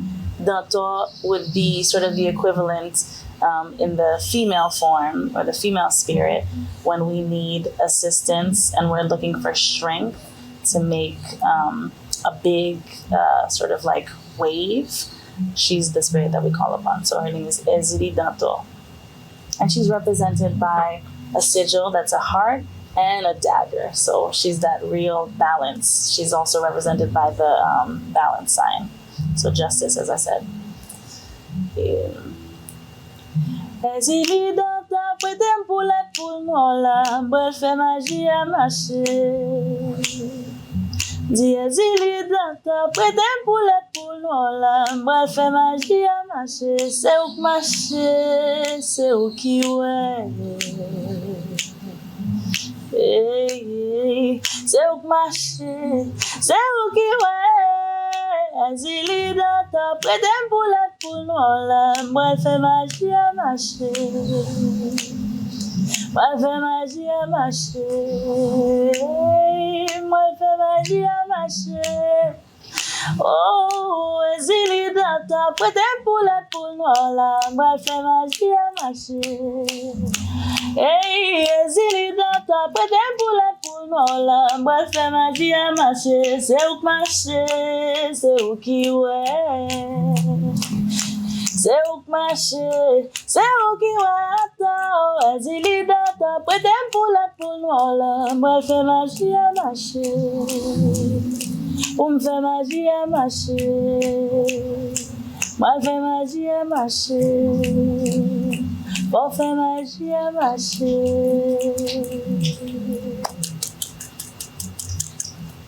Merci. How many times have you been called a weirdo, different, strange? Well, being different is actually a superpower. I've been called all of these things all my life, and I think it's turned out all right. All right, keep going. I see you. BLHF's Let's Talk Resource Guide is available on our website if you're in need of support. Sign up for our newsletter to stay in touch while you're there. If you're a mental health provider or integrated wellness practitioner and would like to become a member, sign up at resourceguide.borislhensonfoundation.org.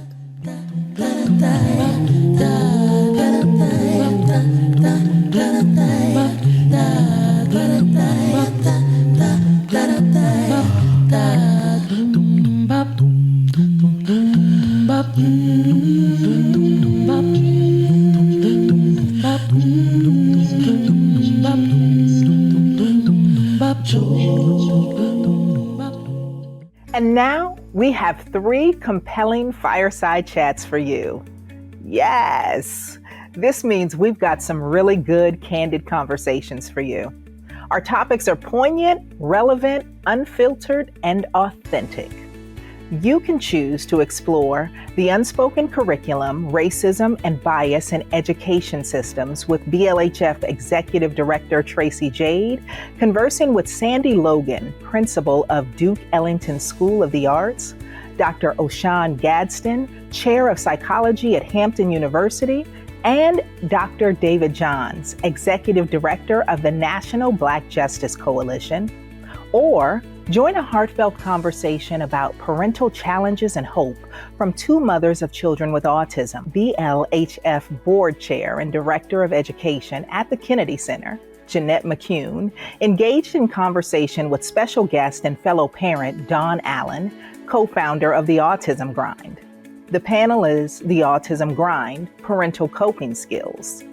In our 3rd fireside chat, BLHF Director of Programs and Partnership Engagement, B. Dismond Sweet, has a joyful discussion with integrated wellness champions Marsha Banks-Harold and Ryan Mundy in the power of integrated wellness. They'll talk about the mind-body connection and self-modulation through culturally competent integrated wellness. Select the fireside chat you'd like to join. They vary in time, so feel free to move from one to another if one is complete, or visit us in our resource room for apps, information, and other tools that may be beneficial to you. We'll see you back here on the main stage soon.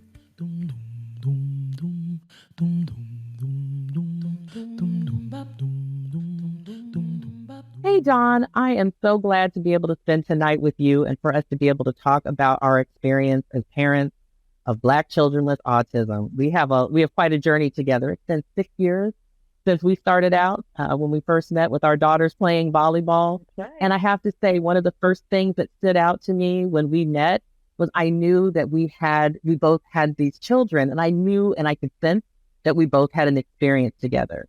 And so I wanted to share a little bit about my journey and, talk to you about yours too. Because our journey started before we actually met.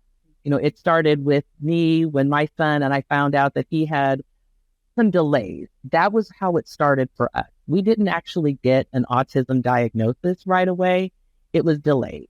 And it was delays at the age of 2. Things that we noticed, like parallel playing, not really connecting with other children, sometimes not wanting to look at us and having a hard time communicating. And it was when he was 2, when he was in early childhood care, that it was brought to our attention that maybe he had some needs. That wasn't really the first time that I realized, but that was the first time somebody said it. And at that time, we were referred to early childhood program and to get some support in trying to find a diagnosis. But I know for me, what was the challenge was just, what does this mean? What do we do? How do we support this amazing young person that we have? And so that was the beginning of our journey. I'd love to hear from you just to share a little bit about what yours was like at the beginning. We have been friends all these years, and again, we had volleyball bring us together, but we continue to be connected by autism. So about 20 years ago, I bring home this bouncing baby boy with basketball booties on, because we had the plan that he was going to hit to the NBA soon. And so I had an older daughter, so I had something to compare to in regard to his behavior. So some of the things I noticed was that he did not give me eye contact from an early age. He would not become happy when I engage with him. Most babies, you walk over to the bassinet and then they start cooing. My son didn't do any of it. It was that lack of social engagement, I think, first around 3 months that had me wonder, what's going on. Then he never babbled.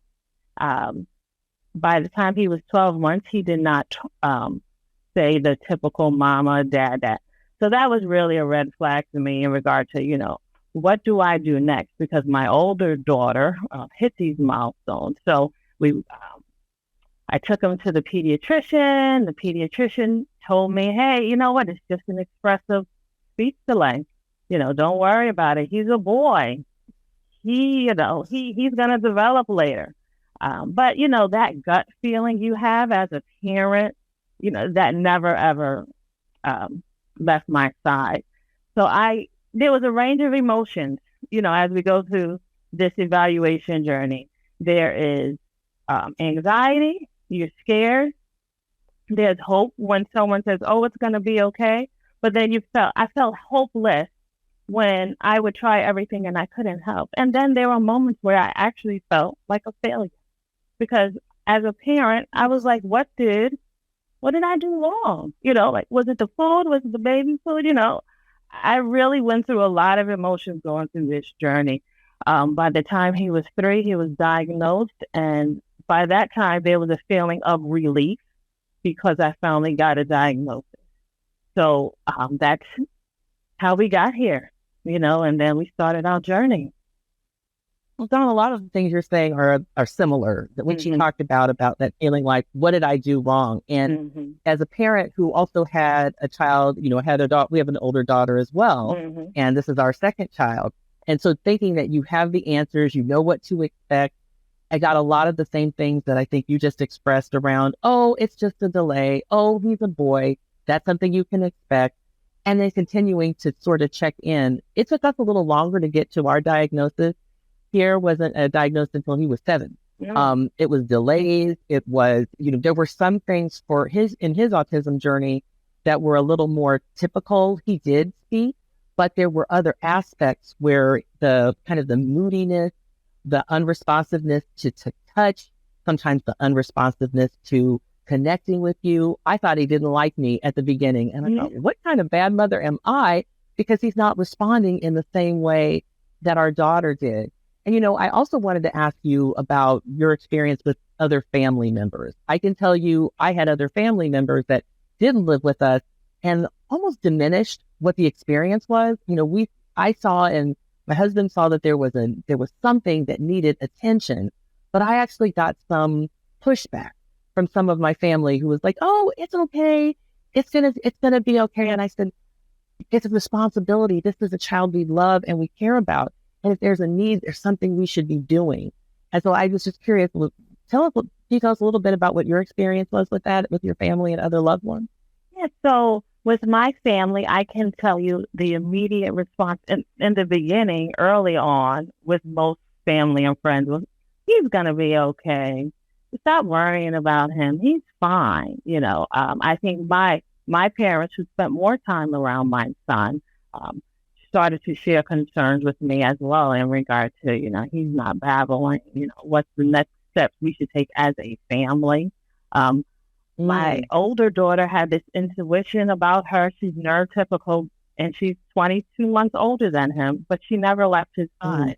She just tagged along with him. It was just something that she felt and knew. But, overall, I can tell you there was a lot of language around, he's going to be okay. Don't worry about it. And I don't know if you got that same feedback as well.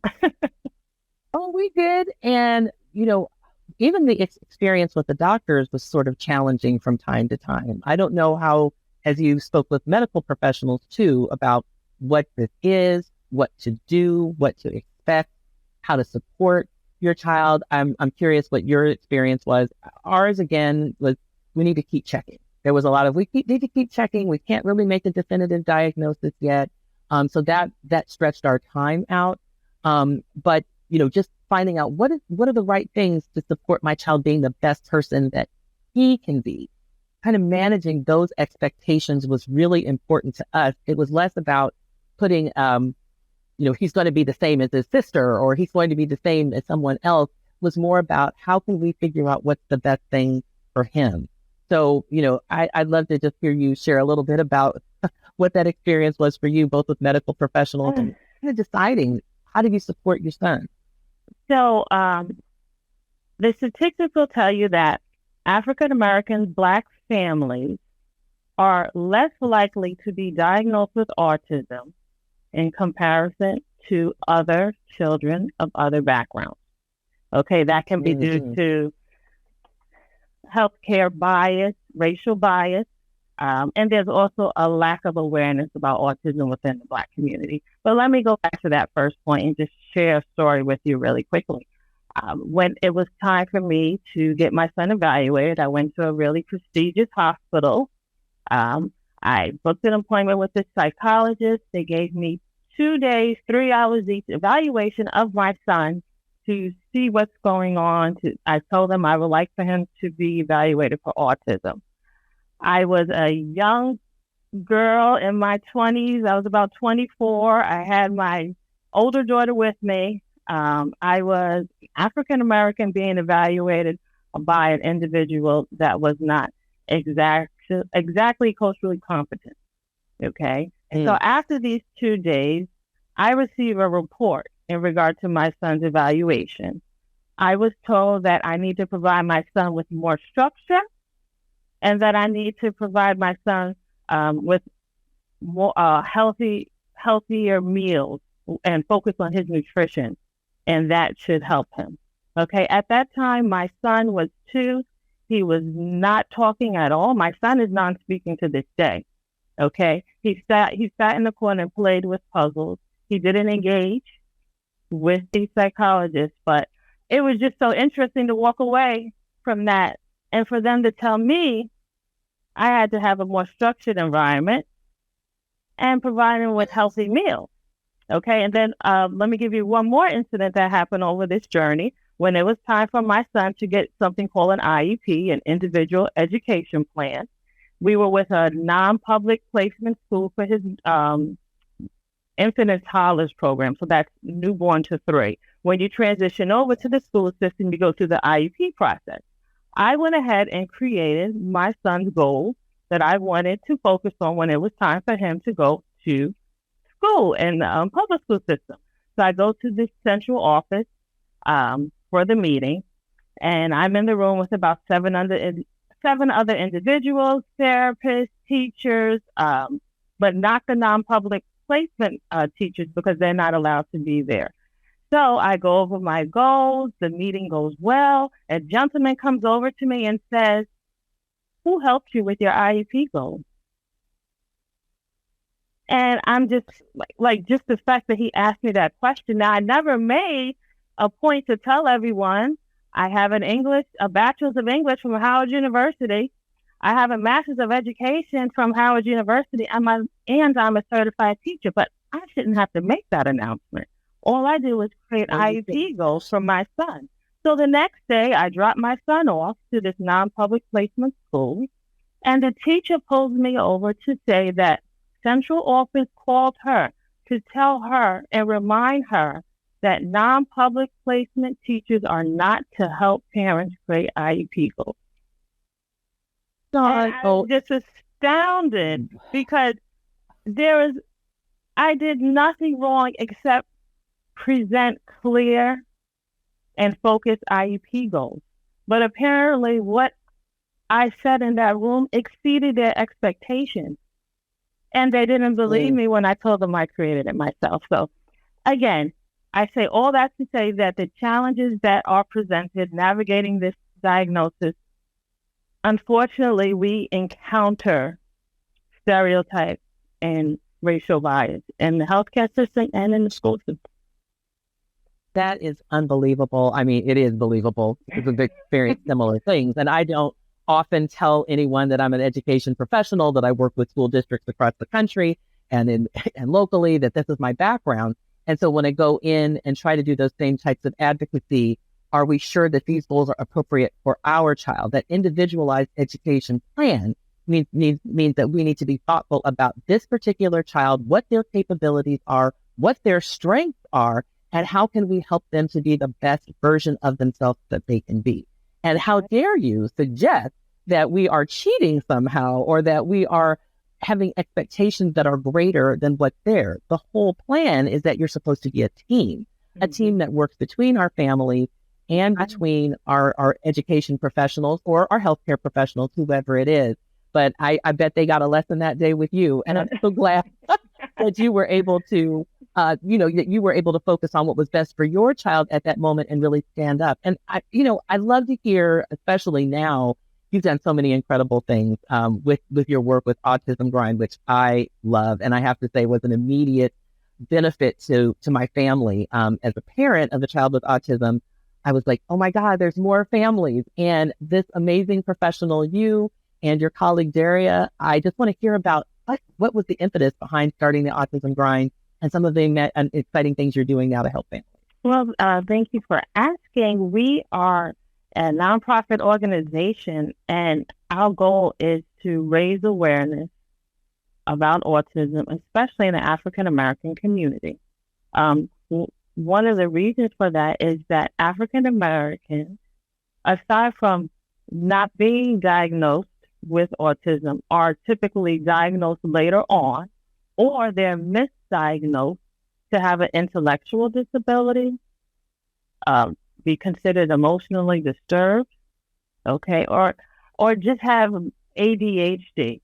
So our goal is to educate parents of autism and how to get resources, okay? Because a lot of the families that we meet are stuck. They're stuck trying to find therapists. They're stuck trying to find even financial assistance for their children. So we are here to just share resources and actually network from one another, because we are not the experts. I'm just a parent. I learned so much from you and every other parent. So it's best to get all of us together in one room and share resources. And that is our main purpose, to share resources, raise awareness about autism, and especially autistic individuals that are non-speaking. That's so true. And, finding your pathway, finding your other parents, finding your community can be one of the hardest and most isolating parts. And when I was talking about our beginning 6 years ago when we met, it was remarkable. We had 12 girls that were on this team, and 3 of our families, 25% of our families were impacted by autism.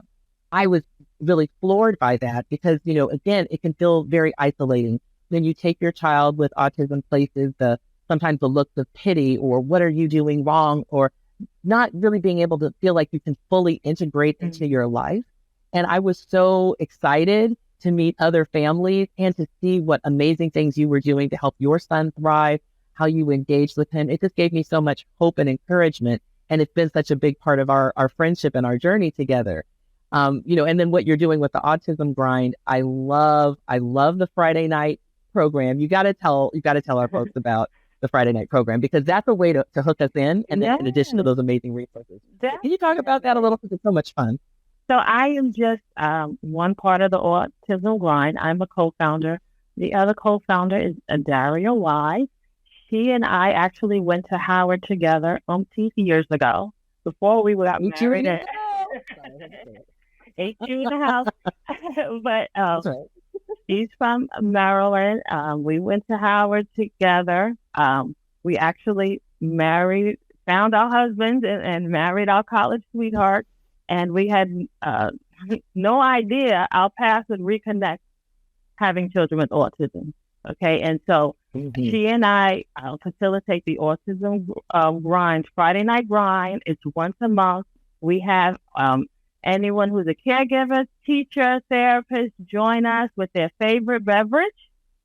We talk, we share stories, and the main idea is to just have a safe space. Okay, because we need a safe space to share our stories, experiences, and get help. And especially within our community, sometimes there's intimidation, trusting other therapists who are not culturally competent. Okay, and so within our group, we don't have to worry about understanding cultural values, competency, things of that nature. We just talk. We understand each other. We don't have to explain to one another. We're just there. I can't explain it. We just meet each other there. And thank you, Jeanette, because you join us and we have a ball. We do. And what I really appreciate is the other professionals that you bring in, which is, we've had side conversations. We're able to ask questions. It's so great to meet therapists that are culturally competent and look like us.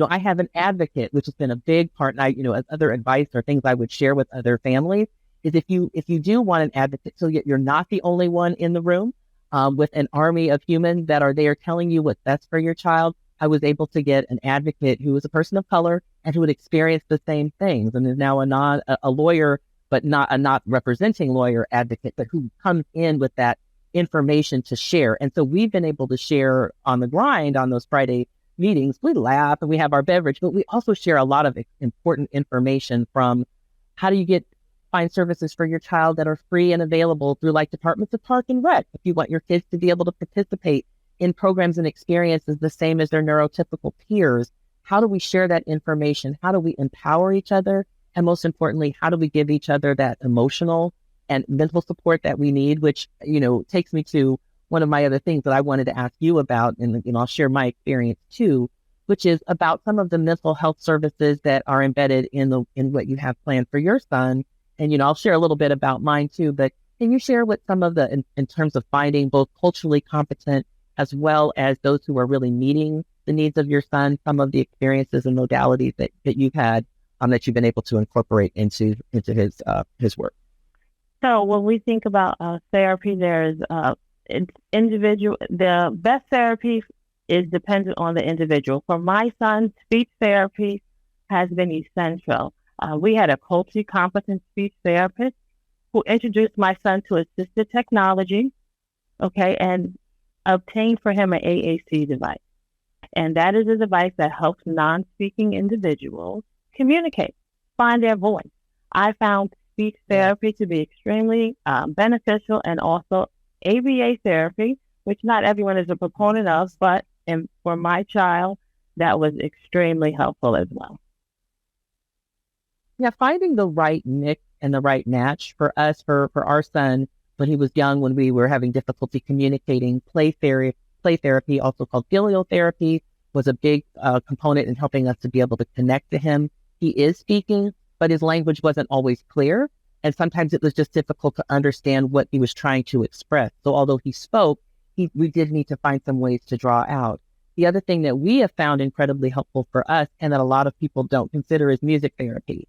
And so our son did music therapy for 5 years. And it's not just what you think in terms of this person plays music that might not be culturally relevant or reflect what the child's interests are, but actually finding a great music therapist who will make those connections to what it is that resonates with that young person, what helps to draw out their emotions, and whatever way they communicate, that works well. Again, you really have to work collaboratively. We've also had occupational therapy to help with managing some of the fine motor skills as well as gross motor skills, and speech therapy. So we've had to kind of craft our own plan, working with what are the skills and areas that we want to develop, and then what resonated with our son. It sounds like you've done the same with yours. Yes. It's a journey, but we got there. And it's a journey for real. So my son is now 15 and yours is 21. And, this is now planning for the next phase. Let's talk a little bit about what that next phase looks like for you, and what you're planning, and what are his plans for what he wants for his future. Sure. So my son is exiting the school system. He is certificate bound. He will get a certificate next month. This month. And what we will do is we're going to do something. We're going to facilitate self-directed services where we will obtain a budget from the state, and we will facilitate, monitor any activity that he participates in. We will customize his schedule based on his needs, his wants, and his interests. And so we plan on joining Special Olympics, getting exercise activities, therapeutic activities, and also working on vocational training, which is big with a lot of autistic individuals, because we want them to become independent, or as independent as possible. Absolutely. So my son is 15 and a sophomore in high school. His journey is in an inclusion environment, but we are interested in higher education, but we also have to seek the appropriate support. His particular journey includes some challenges with executive functioning, planning and executing, as well as some self-care skills. So we're looking at some of those same supports to be able to, again, help him think about what his goals are and to help him live as independently as possible. So, I think the thing that people really need to understand, and why do we use the words autism spectrum? It is a spectrum. It is a variety of experiences. Everyone's journey isn't the same. But I think what's clear to us as parents and having children that have slightly different experiences, but that doesn't matter. They still need our support to help them be the best people that they can be with love and understanding. And so not worrying so much about a label being the end all, but how do we make sure that we're using that information to help us support that individual? Because they're a human being with hopes and dreams of their own. And however they communicate with us, that doesn't take away from the fact that they have things that they want to do, feelings that they have for us, and ways that they want to thrive. So I'm just so grateful that, I'm so grateful that we've had the opportunity to meet, and our friendship's going to be years long, but we want to help, we want to help our fellow families that may be early on the journey. I think just, I know we're coming to the end of our time. We could talk all day, but I wonder if there's any advice that you would want to share, especially in your work as parent advocate, in your work in professional learning and supporting families, any advice that you have or that you'd want to share with others that are experiencing this and how to support both their child, their loved one, as well as themselves. So, I think the best advice to give is to the caregiver. As a caregiver of an autistic individual, you have to take care of yourself. You have to take time to take care of yourself, or you won't be able to help your child succeed. So, when you're on the airplane and the flight attendant tells you, in the case of emergency, you take your oxygen, and who do you put that oxygen mask over first? Yourself, and then you take the oxygen mask and you put it over your child. You need to take those same steps when you're taking care of yourself. Take a break if possible. Meditation. I find that extremely helpful. If you can't get out the house, find a quiet space and meditate. I love to meditate. Sometimes I play games on my phone to get away. Talk with good girlfriends just like you, Jeanette. But as a caregiver, you have to take care of yourself. You are so right, Dawn. And the meditation, distraction, games. I also noticed that you have always been really good about doing some other physical activity, and also making sure you have time with friends where it's not just you focused on being that caregiver. I think that actually applies to us as parents in general. We have to find ways to make sure that we're doing that. I know for me, these are small things, but going to get my nails done, setting up time to hang out with someone, definitely physical activity. And I can't say enough about having my own therapy and how important that is for us to be able to have those supports that we need to make sure that whatever feelings we're feeling, sometimes it's so overwhelming, and not just to be a parent of an autistic individual, but just being responsible and for so many things. And there are additional levels, certainly, as being a parent of an autistic individual, when you think about IEP preparations, medical appointments, future planning for transition. It can be really overwhelming. And if you don't take that time for yourself and find people that understand and support you as a person, it can be overwhelming. But if not, what's your mantra for Autism Grind? You got to say it because it's so on point. Our mantra as we end this session is to keep it light and keep it moving. Thank you so much. Isn't that and the ball as usual? Oh, thank you so much, Dawn. You are amazing, and I can't wait to see what you and Daria do to continue to improve opportunities for individuals with autism and those who love them. Thank you so much. Thank you. Welcome, my esteemed guests. I am so happy to have each and every one of you here with me today, and thank you for joining me. And thank you for all the work that you're doing in our community. We're going to jump right into this conversation and begin by talking about what we define as the unspoken curriculum. At BLHF, when we speak of it, we're talking about the racism and bias in our education systems, what our children learn as opposed to what we believe they're being taught. And so we'll get into this conversation. And again, you can jump in wherever you'd like. I'll speak with Sandi first, but I also want to make sure we get those intros in. This is Sandi Logan. And Sandi, you're the principal at one of the most prestige performing arts schools in the country. In your experience, how has the unspoken curriculum affected student learning and engagement? And that clip is always so heavy. So thank you, Tracie, for raising this issue for the community. So we know, as the young man spoke about, that we learn about founding fathers, right? And not realizing that one of the first people who was killed in the battles was a man of color, Crispus Attucks, right? So the exclusionary pieces of what happens. But also being in a performing arts school, when we talk about the classics and who are the greats, is the ballet Russian? Is it French? The omission of our people is again sending the subconscious message that we didn't contribute, therefore we weren't there, which we know, in fact, we've always been there. And so it is important that our young people understand that, and we know this on the call, that our history did not start with the first enslaved Africans, that in fact, in this country, we were here from the groundbreaking, from the Revolutionary War to today. So the ongoing omission of our people in history books, in the dialogue about who created the classics and the arts, that all weighs on our young people's subconscious about who we are and who we are as a people. Mm-hmm. And it is our job to be very intentional in raising who we are and what we've always been in this country. Agreed. And thank you for that. And I'll move right on over to you, Dr. Gadsden, who is the chair of the psychology department at Hampton University. You receive these students who bear the weight of these systemic issues. What impact has the unspoken curriculum had on the mental health of students as you see them come pouring into the university to become adults in our society? Well, first of all, thank you again for having me to be a part of this esteemed panel. There are a lot of things that I see as a department chair and a faculty member.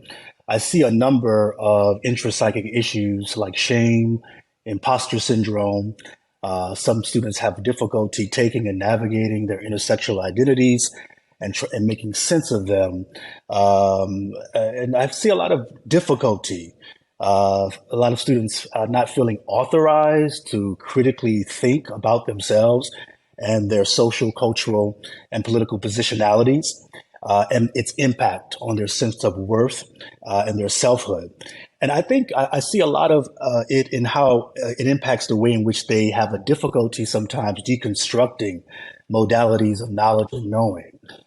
Because they come having this internalized banking system or sort of a banking system of education around regurgitation, and not really having the capacities, but not having tapped into the capacity to really think deeply and deconstruct these modes of knowing and knowledge and making it their own.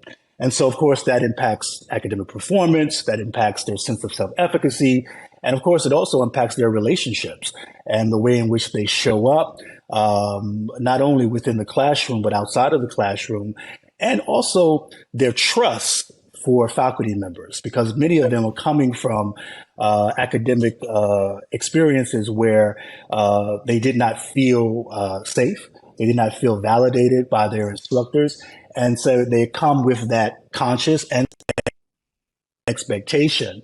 And that shows up in the dynamics with faculty members. So there's a tremendous amount of resocialization that has to take place with our students around trusting faculty members to not be punitive, trusting us that we really do have their best interests and that we're here to mentor them and to help them tap into, their greater selves. That's a big job that you have there to sort of help these students unlearn what they've experienced, from elementary through middle and high school, years and years of this sort of churning of the unspoken curriculum that's been moving alongside whatever the academic expectations have been. They've been trying to battle and work it out. Do I belong here or not? Watching, their friends repeatedly be sent to the office for these disciplinary acts, and we're not taking care of them, their minds, their spirits, their social beings, as they're moving through this process of growth. And then they show up at college and mom and them say, here you go. And then we find them dropping out, and it's a high rate of those students who are leaving college experiences who don't have access to mental health support. And that is the reason that they've left school. So that's a big topic for us to barrel into. David, your impact work, your social impact work, as one of the leading advocates in the LGBTQ plus community. In fact, I met you along those lines. We took a group of students I was working with, brought them into the White House when you were working there, and had introduced the summit for our students where they could feel loved, honored, supported. So I appreciate you for that work back then and the work that you continue to do now. You were an educator for years. I don't know how many people know that about you, but you can give us some really keen insight on the Unspoken curriculum and the intersectionality of being Black and othered in schools. If you would share some of your thoughts on the lack of support for our students in this space, what you've witnessed, what you've maybe learned through some of the students you've worked with. We'd love to hear from you on that. Yeah, I appreciate that. I also will begin where Dr. G did and say thank you for the work that you do, Tracie, on behalf of the Boris Lawrence Henson Foundation. NBJC is grateful for our partnership.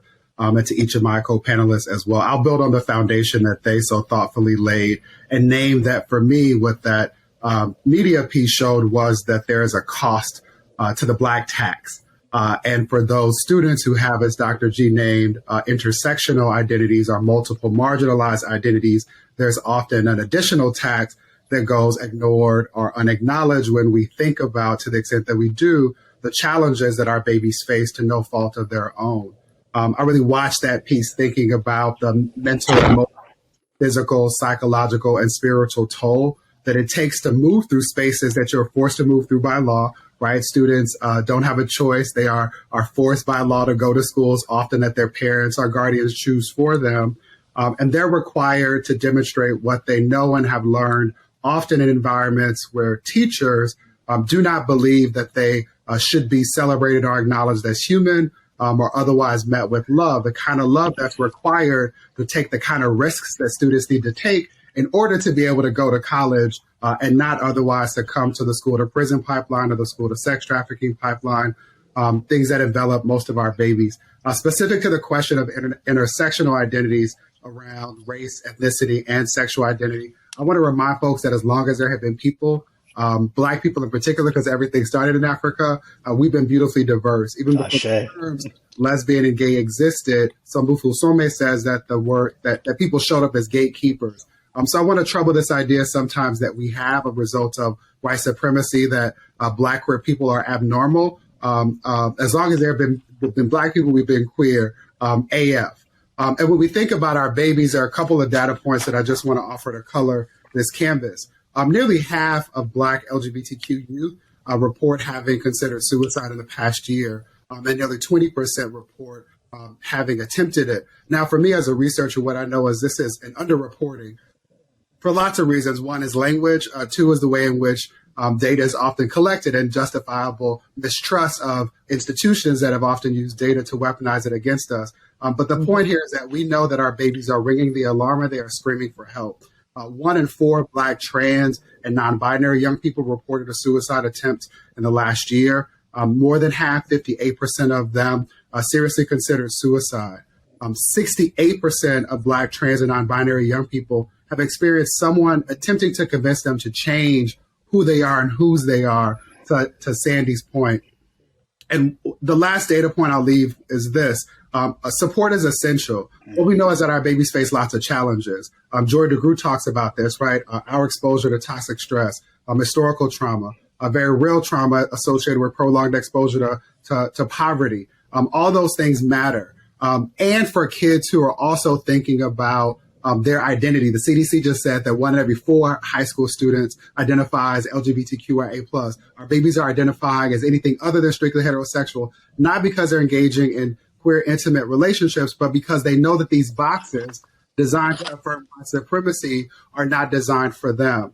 And so support is essential. Black LGBTQ youth who had high levels of family support had nearly 3 times lower rates of suicide attempts in the last year. But we can do more. Less than 1/3 of Black LGBTQ youth reported actually having this level of family support. And so I want people to appreciate that at this point in time, kids who aren't asking to be born are identifying in queer ways, in addition to being queered by people in positions of power. Elected officials across the country are introducing bills to restrict their ability to use terms that feel good, to read books that affirm parts of who they are, to get access to critical life-saving and affirming care. And this is having a literal effect on our babies, too many of whom are deciding to leave this earth after having not asked to be born in it, but being responsible for problems that adults like us created. Wow. Powerful. That's powerful. Very powerful. And it's going to take all of us a moment to digest all of that, because we get the headlines, right? But to actually hear all of that sort of compacted into one statement is truly jolting and triggering, too, because there are a lot of parents out here who are also in support of their children, but they know they send them into these schools and what they come home with, they have to try and fix and mold and build them up again and send them right back to the lions. As you said, they don't have a choice. They have to go into these institutions. And that is really troubling. Mama Tracie, before we go on, I just want to, I feel compelled in this moment, lift up the name of Nigel Shelby.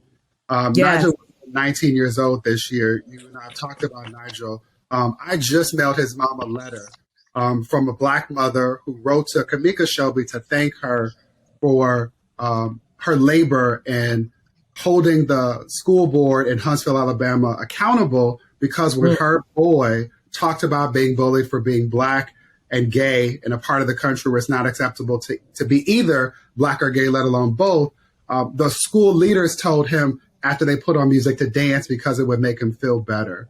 And so I say that to name that these statistics are representative of people, of our babies, of our community members. And I want parents of children, whether they're yours biologically or because the ancestors conspired for you to be responsible for them, to understand that we have an obligation to do better for them and by them. Also have to talk about the intersectionality of what it means to be Black and identified as other, in the sense of having special needs, or those students who are seen as who are learning different, but many times we know our leaders said, like Cornel West, right? And we can talk all day about those intersectionalities, but just the weight that means for those young people coming in the door and have to endure that on a daily basis. I want to make sure that I get to you, Dr. Gadsden, because I'm very curious, seeing that you are the chair of the psychology department at Hampton. What is your curriculum as it relates to preparing the next generation for what we know is a growing crisis in the mental health space for Black and brown children specifically? What's your curriculum look like? Well, very good question. So one of my mandates when taking on this position was, and it's a long mandate, it's not an overnight thing, was and is to de-whiteify or decolonize the epistemological frameworks of psychology, which are, of course, rooted in whiteness, rooted in deficit models, rooted in othering. And so what that means practically is that we are continually in a process of really reevaluating our core classes, elective courses, and making sure that those core courses are integrating Black and brown theorists, Black and brown psychological and spiritual paradigms that are germane to the topics at hand. So, for example, when you think about courses like abnormal psychology, we are endeavoring for our faculty to persist and to be radical in really talking to our students about the cultural implications of normality. Who gets to decide what is normal? We are challenging our faculty to talk to our students and to help us about African models of psychological health, African models of spirituality, Black-centered ideas of spirituality and psychological functioning and relational functioning. One of the things that I've done is in my very first year is to disseminate various articles written by Black-centered psychologists and African-centered psychologists, because we have a whole tradition within the Black psychological community or Black psychologist community dating back to the early 1900s. Black psychologists writing, and not only writing, but putting on its head white epistemologies of clinical interventions and clinical knowledge. And so, for example, one of the articles I disseminated to our faculty members entitled Educating African-Centered Psychologists Toward a Comprehensive Paradigm. And so what I asked them to do is to begin to read it, for us to begin to think about how we can refer curriculum to create a decolonizing psychological paradigm that is Black-centered. So we take our faculty meetings we have, and we dissect that, and we look at our coursework and see where we can integrate that and shift that so that students are not just internalizing these old school models that are not germane or appropriate or applicable, but that they can be in touch with folks like Naeem Akbar and Joseph White, and some of these earlier and these contemporary Black psychologists who have really created models of psychological functioning and relational functioning that are germane to the issues and the needs of Black folks. We also are taking courses that are electives like Black psychology, and we're making them core courses. One of the things I've said is, why do we have a course of Black psychology and it's an elective? No, all of our students need to take this course as a function of getting their degree. We have monthly speaker series where we invite Black psychologists who are doing phenomenal work centered in various issues around Black life, but that is centered in a social justice framework. And of course, lastly, these are just some of the highlights. We're moving to more qualitative methodologies and really hiring faculty members that have qualitative methodology, use qualitative methodologies as their framework, because we're not interested in numbers. We're interested in lived experiences. We're interested in autoethnographic and narrative inquiry and phenomenological experiences, and really elevating the voice of Black and Brown individuals, regardless of the type of studies that we get involved in. So what I'm trying to say is what we're doing at Hampton, which is very revolutionary. We're not the only one. FAMU is really steeped in this as well, but we're really changing the tone of what psychology is. Let me just say this and I'll end. When we think about this is really also about racial identity. And so when I say that, I want to say that just because I'm in an HBCU doesn't mean that I have colleagues that just because they look like me or share a racial background, that they also have a revolutionized understanding of the need to decolonize psychology. And so some of the work that I've had to do is really to help mentor, help faculty members become curious about their own racial identity and how it is impacting not only their own sense of self, but what they're giving to our students. Amen. Amen. Thank you. Thank you for that. Sandi, were you jumping in? I did have a question for you. I was getting excited because I think that when we talk about being intentional and making sure that our young people have awareness of self and access, it happens at all levels. So I appreciate Dr. G talking about what are we doing on the collegiate level? How are we preparing our professors to meet our kids where they are? On the secondary level, we're a little bit more grassroots. Like, we're just straight up making sure our kids have access. So we started Arts as Activism, which is through our social studies program. And we allow kids to select whatever movement moves you, but letting our young people know that artists and that Black people have always used the arts as a voice and a vehicle when there wasn't another way.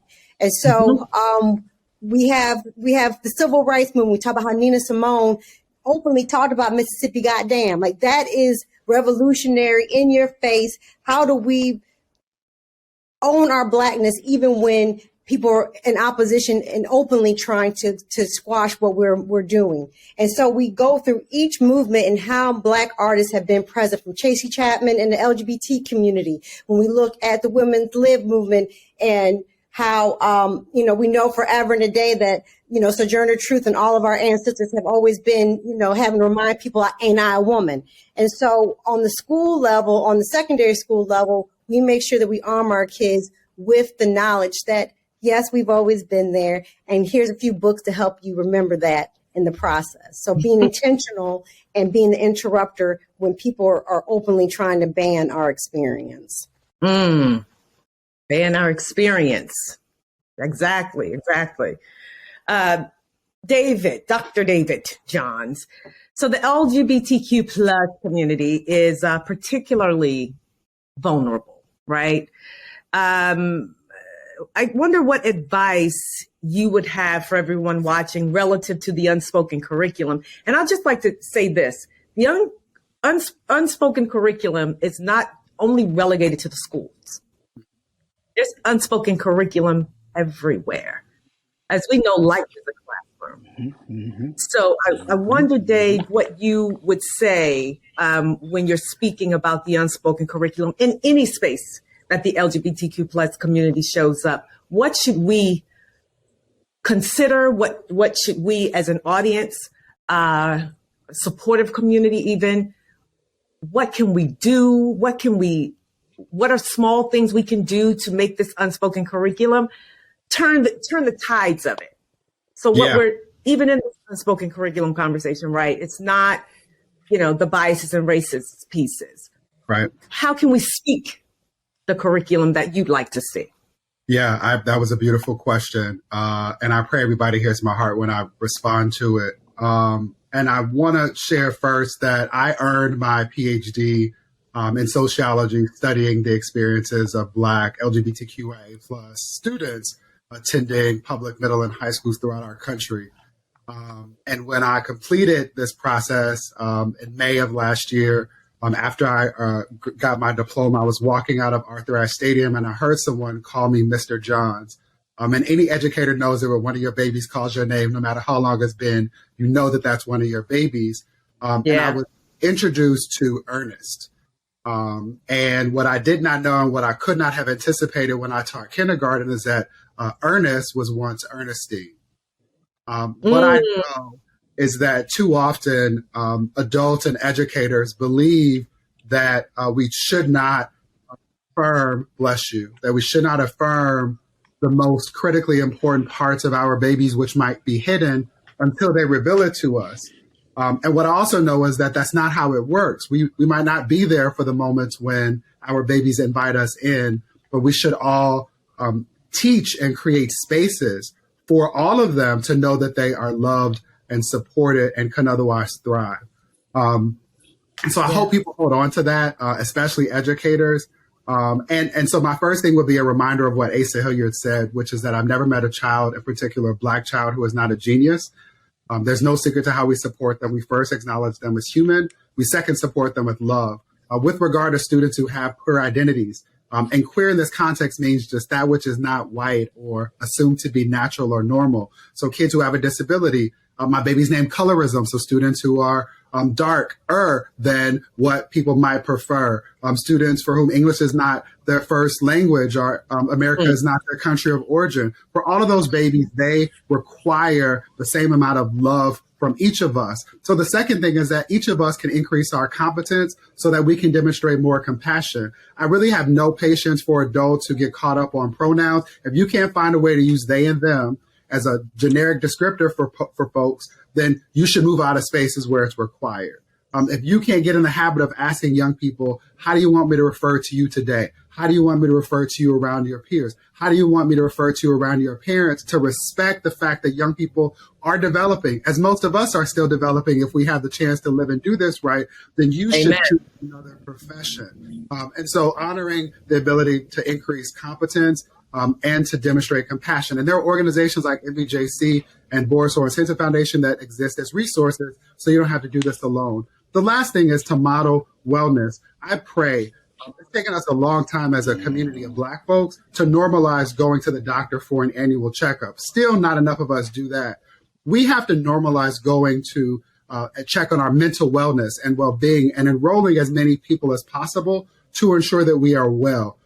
We exist in spaces that are designed to prevent us from being well. And so I'm leaning into this to say that if we can model attending to our wellness, being able to name our emotions, being able to adopt strategies to move through the kinds of things that we are going to encounter as people who have skin that's been kissed by the sun, we can not only be mindful and watch and be ready when those things present in our young people, but we can connect them to care as well. I'd like to give each of you an opportunity to just give me one final thought relative to why we must constantly be mindful of this topic, just as we are of cultural competency or humility. We got to turn the tide on this, as we all know. And I would love to hear what thought you can leave with us. Some inspiring thought. I don't want to put you on the spot with that, but we would love to take something away that will help all of us to hold on to some hope around this topic, because sometimes it can get daunting. And I can call your names. You can raise your hands. I can call your names, however we want to do it. Don't forget, I've been a teacher for 20 years myself, so I haven't lost that piece. He's random. We can jump in. Just one piece, just to what Dr. Johns spoke about, and making sure that we have that space and making sure that students are loved, even when they're maybe not sure or even know who fully they are. We chose a book that really was about Bill Street Could Talk, which we know was powerful for our kids because it was our experience, right? And our kids talked about that and no shade to the book that the district was going to have. It was about, World War II, but really understanding that having our kids reflected in the literature, but then also a young man spoke about the importance of having an author that was LGBTQ, because during that time he did not reveal to his family himself, but that, hey, here is an author, a person who is of color, LGBTQ in the 60s, who is a reflection of me. And so, again, not knowing about our choices, who we're impacting, but I just knew that for our community, it was important to have books that spoke to our experience. And so it does matter, because I know for me, and I know maybe for many of you who are educators, you wonder, do these choices make a difference? But they do. The small choices in books to how you choose to address someone's pronouns makes a difference. And so that was inspirational for me that he shared that later down the road. Yes, and for those of you who do have the power to make those decisions, please do. The kids are depending on you. If they could, they would. So definitely use the power for the good of making sure that our kids are not experiencing, again, this erasure attempt that's happening with the unspoken curriculum. Anyone else want to add to that? I'll jump in the double Dutch ropes. 3 quick things. One, I want to offer up a term, Dr. Sandi, you were grasping for this. It's inviting in.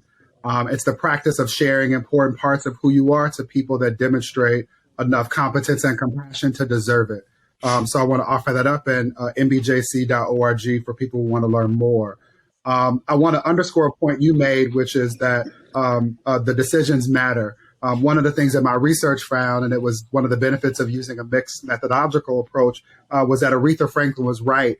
For Black trans students in particular, respect is the thing that matters most with regard to their attachment, their ability to build meaningful relationships with teachers, and to continue to show up in school in spite of the attacks. So I want to underscore and lift that up. And then for me, the inspiring thing that I want to leave is love.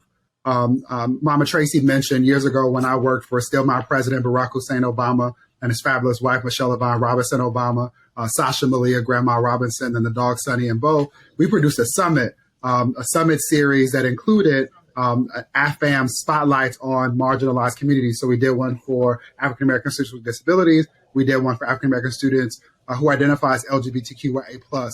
We produce these summits all around the country. The one question we ask every student we encountered is, what do you need in order to thrive?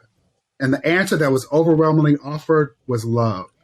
Yes. It was love, right? And no surprise, love is a thing that James Baldwin and Aunt Nikki Giovanni, although they debated most things, the answer that they came back to as the thing that would help us get free is love. And so my hope is that if you are struggling through any part of what we said, that you continue to show up in love, doing things that are going to be uncomfortable, that require you to do more labor, because it is the thing that will allow us all to get free. The very last thing is I want folks to know about freedomtolearn.net. It's a coalition. MBJC is a member along with the African American Policy Forum. That's Kimberly Crenshaw's organization, and Khalil Gibran Mohammed, who's at Harvard. This is a coalition of folks pushing against the censorship of ideas, the banning of books, and the weakening of democracy. A reminder that we are not alone, that we are better together, and that we all are required to struggle to defend democracy with every generation. Thank you. Thank you for that. Thank you to each of you. The Unspoken curriculum can be found on the Boris L. Henson Foundation.org's website, and we will speak again soon. Ashe. Welcome, everyone. I'm B. Dismond Sweet, the Director of Programs and Partnership Engagement for the Boris Lawrence Henson Foundation. Wow, do I ever feel grateful for having the two of you to talk it up with. I'm pleased to introduce Marsha Banks-Harold, owner of Pi's Fitness Yoga Studio, Director of Holistic Yoga Therapy and Yoga Teacher Training Programs nationwide. She's also the creator of My Body Don't Bend That Way Yoga. And welcome Ryan Mundy, former NFL athlete and Super Bowl champion, now CEO and founder of Alchemy, a Black wellness company. Marsha and Ryan, thanks for being here. You are both creators of culturally competent care for the Black community. Marsha, one of the things I hear most often when I talk about yoga across the country is, I can't do that. So I love My Body Don't Bend That Way Yoga. You're a nationally renowned authority on yoga, and you recognize something was missing. Tell us about your journey to create this and recognizing the lack of inclusivity, equity, and accessibility in the wellness spaces for the Black community.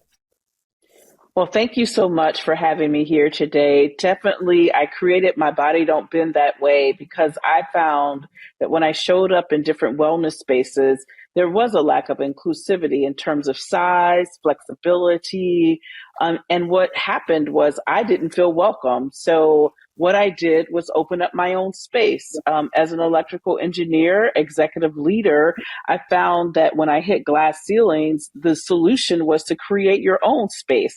And that's what I did. I created my own yoga studio and my own program. So regardless of if you're flexible or not, you can show up in class and bend as much as you can.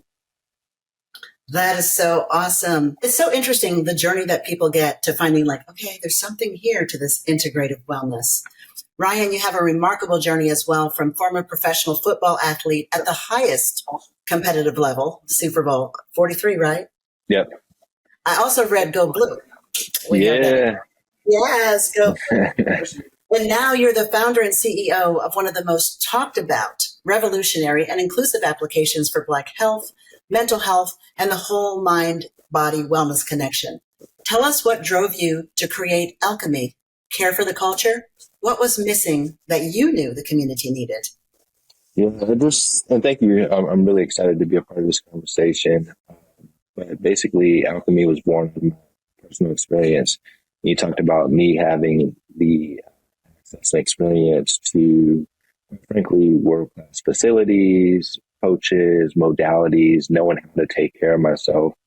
And when that day when I was no longer a professional athlete showed up, it's like, well, okay, where do I do that at next? Gleaning from both of your journeys, my own journey has been in the corporate space and then in the nonprofit space. And I'm so delighted to be a part of the Boris Lawrence Henson Foundation team. But it's kind of like, okay, we got to save ourselves because we know this will work. And then because we are in positions where we can spread the word, we must. So thank you so much for sharing that. You've both identified the why you're doing what you're doing and how you got there, for your significant contributions to the integrative mind and body wellness space. but let's break it down. Tell us what a regular practice of yoga and meditation can do for a person. Marcia, we'll start with you on that. Well, awesome. Definitely, it can help us physically, intellectually, emotionally, and spiritually. Like Ryan and also like you, B, I really dealt with anxiety, depression, and really just all of the isms that show up in the world, as well as the chronic pain and trauma that exists for every being. And so for me, practicing yoga, the asana, the meditation, it allows me to ground myself. It allows me to be present, to make decisions, even in really highly stressful situations. And that's what I love about yoga. It grounds me. It gives me a sense of peace. And that is certainly something that we need to share. So my follow-up question is, identify the urgent need to make these modalities accessible for everyone, particularly the Black community. And I know that's kind of diving into the overall disparity of equity in healthcare, accessibility. Like, whoa, I didn't even know about this. We're going into spaces in public schools across the country, on campuses of HBCUs, and these students, like, they're young people. Like, wait, what? So why is it urgent now more than ever that we are bringing this message to our communities, a part of the culture? Most definitely now is the time. Being in a community where I can hold space for my people, for Black people to come and have a safe, brave space. During the pandemic, so many people are isolated from family members and dealing with trauma from racism, and really to like everyday work situations and family dynamics. So it's really important right now that we have these safe, brave spaces where people can come in, lay on their yoga mats, listen to some singing bowls, and really be present enough to let go and process the trauma that is in each of one of our bodies. So it's definitely needed today. Thank you so much for that. Brian, one of the things that I was so excited about when I knew that you were going to be a part of this fireside chat with us is, as an organization, we are embarking and onboarding Black therapists across the country. But those percentages are so small. So once we get to the numbers of Black men, they're even smaller. So once again, I'm so proud and excited that we have you here with us in this space. You have taken total accessibility to a whole new level for all genres through digital technology. Tell us why you felt the need to put these modalities right in the palm of people's hands with a digital platform that is both personal and culturally competent. What are the benefits of self-modulation through no hassle accessibility? I like that. The benefits of self-modulation through no hassle. I don't have to borrow that. You can borrow it. but the other way that I say that is just like reducing all the access barriers. They compound, right? Starting out with one, people are getting comfortable having a conversation, but beyond that, like, what are we actually looking for? There's a huge knowledge gap in mental health, and people still are struggling and saying, like, I don't even know what I'm looking for here. I know I need help. I don't even know where to start. Therapy is expensive. If you have insurance, it helps, but ultimately you got to hit deductibles. There's just a lot of things that kind of get in the way. But everybody says go see a therapist, like you go just like do it in like you're pulling the apple off of the tree or something very, very simple. But it's really, really hard to do. And needing experts, their knowledge base, their intellectual capital, how can we make that readily available anytime, anywhere? And it's through content. We all know that we're on our smartphones consuming content here, consuming content there, but it's about what are we consuming. And so I really wanted to come to the market with a new solution and a new way of being. We talk about what we do is not therapy, but it's therapeutic, right? And if we have enough therapeutic experiences, then that ultimately helps support us in therapy and maybe reduces the amount of therapy that we need. And that's what we've been doing since day one, but it really started with mitigating and reducing a lot of those access barriers. Speak to us now, eliminating the access barriers. You're doing that. You have the platform. Marcia has the studio and a national platform for teaching and engaging and reaching. We are here as an organization making integrative wellness such an important piece of overall mind-body wellness. Ryan, tell us about why being able to commit to wellness is so empowering. Fitness on a myriad of levels. Mm-hmm. I get a big kick out of going to, whether it's a HBCU or whether it's a middle school or a high school. One of the things I'm really loving in the past year is that the boys are in the front of the line. And I'll have, I was in Harlem once, and all the kids were taller than me because the whole basketball team showed up. Granted, they thought Tracie was going to be there, but no, she's not here today. But sometimes whatever it takes to get you there, right? Now you're here. Welcome. Yeah, because they thought they were going to give it to Tracie, but they're like, "Okay, Miss B, we'll check it out." And they were talking to me about this hurts and that hurts in sports, and they were just like, "Whoa, that makes me feel better." I don't do that when I stretch in basketball. So, from any age, tell us about the empowerment effect of a wellness practice that you commit to. We're making it accessible. We're talking about it. Tell us about how it's empowering. Yes, it's empowering. It's liberating. It's where you ultimately, when I look at it, it's where I find myself ultimately, right? Like when you're taking good care of yourself, you're ultimately taking a very strong stance and showing up not only for yourself, but your community, right? And when we think about on the individual level, all the folks that depend on us, and not only people that depend on us, like our future depends on us, our future self depends on us. Right. And the work that we do today ultimately yields fruits. Self-care, wellness is of the utmost importance, particularly now. A lot of times, particularly as a parent or like a significant other, it can feel guilty, right? Around like, oh, I shouldn't do this, or I shouldn't spend the money, or whatever the case may be. But ultimately, you have to look at it as an investment in yourself. And when you're investing into yourself, everybody around you benefits. Your family, your friends, your pets, whoever it is, your coworkers, and then ultimately, again, your future self, right? Because again, the work that you do today will pay dividends. I love that so much. In early May, I believe the date was May 2nd, the U.S. Surgeon General released a report and a warning talking about the epidemic of loneliness and depression, even before the pandemic. He said it's not only an individual, but a public health crisis. So I love that you're speaking, Ryan. It's like that each one heal one, and you can only radiate what the light is within. So we've talked about the hows, the whys. Now's our moment. As we wrap up our time together, I would love for both of you to give us a few words of encouragement to the folks out there that haven't tried anything. A lot of the people that have tried it once, yeah, get back to it. But what about these ones? Marsha, you got My Body Don't Bend That Way. Ryan, you're making it hella accessible. Now's the coaching moment. All right, Marsha, we'll start with you. Like your heartfelt, encouraging words to our audience out there, because our community is everything to us, and I know it is for both of you as well. Yes, definitely. Yoga therapy, meditation. Do it for yourself. It literally saved my life. And I guarantee you, if you find a yoga studio, especially one that's inclusive, whether you're in special needs, aging population, you have an injury, just show up for yourself. Maybe you're going through something emotionally or spiritually in your life. If you get on a yoga mat, I guarantee you your life will change and you'll be the best that you can be. Yoga is all of that, I promise you.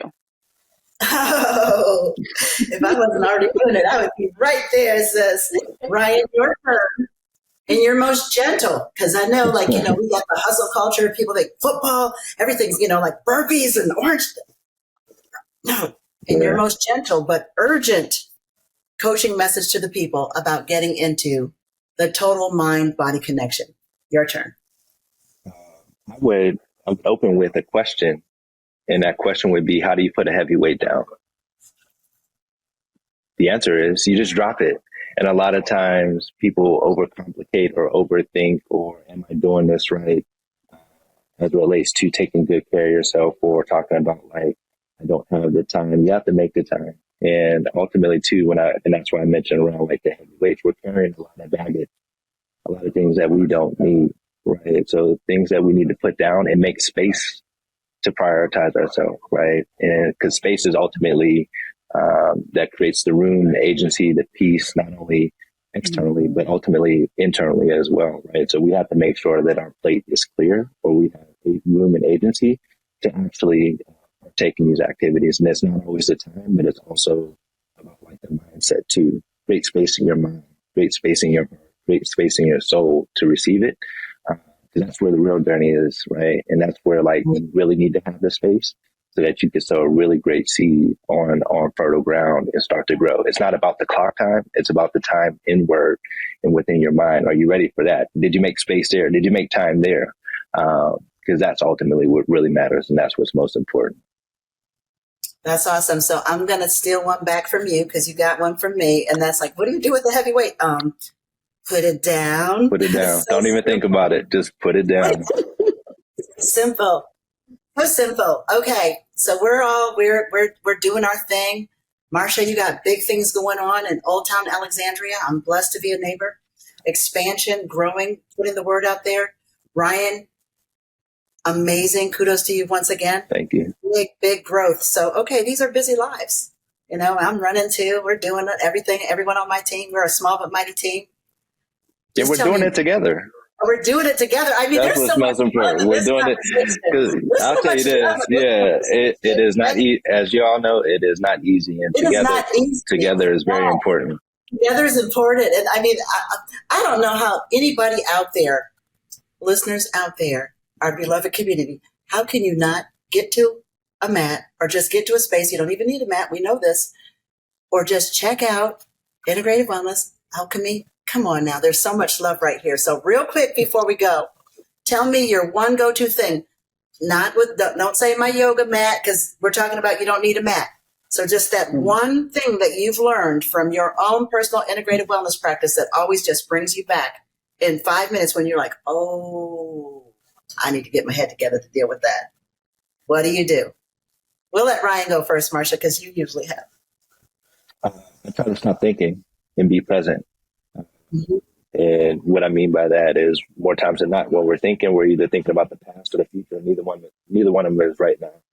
And when we think about the past, that can do more times than not negative thoughts or feelings that creates feelings of depression, future thoughts, anxiety.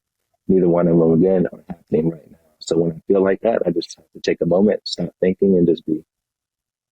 Thank you for that. Marcia. Yeah, I love that. So for me, it's about the breath. It's really taking the time to take a nice deep inhale and then allow the exhale to occur.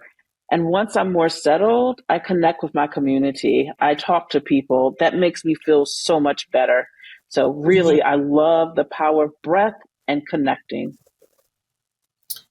I'll say mine in parting because it always surprises people because it's easy for me to talk. But for me, because I do that so much and because life comes at us so fast, you got this device, that device, right now I've got 4 devices on my desk. So for me, the thing that I do is I just have to get quiet. Now, Marcia, I do use my breath because I find that when I'm counting breaths, I'll use my hands, you guys know this, 5 up, 5 down. And I'll just get quiet. I think we've given people lots of information to divulge. Once again, it has been my pleasure as a fellow integrative wellness professional to spend this time with you both.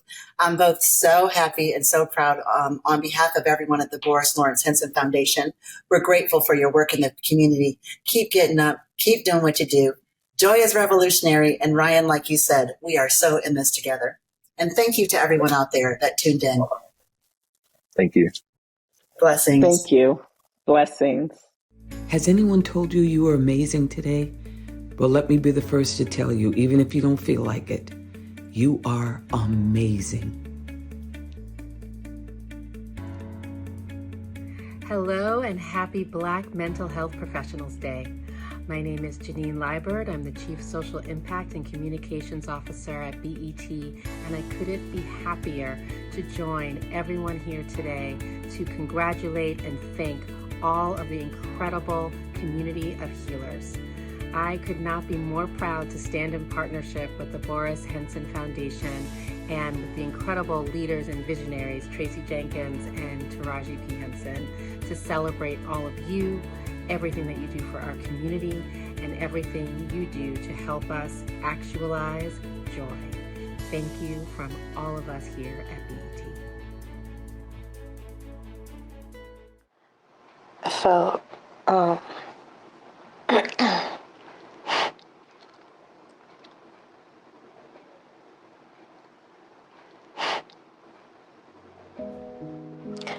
I felt useless,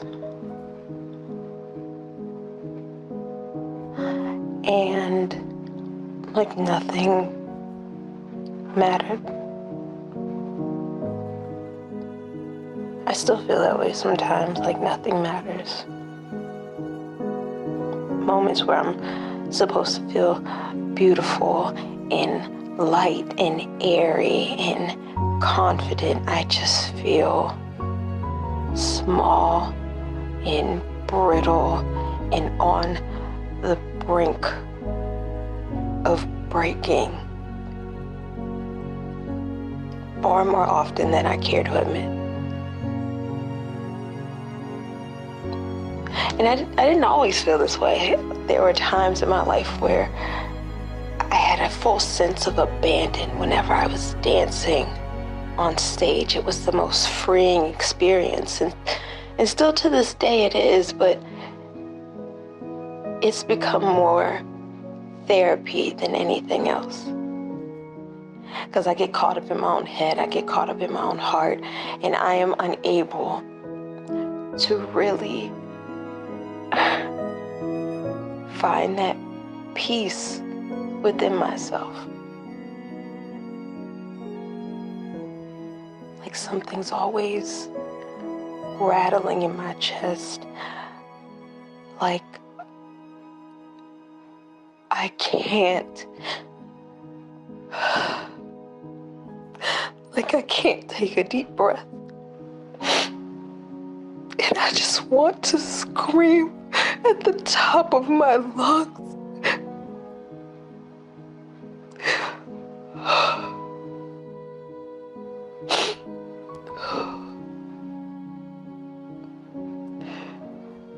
So then I dance, and it settles for a bit until it grows and builds up all over again.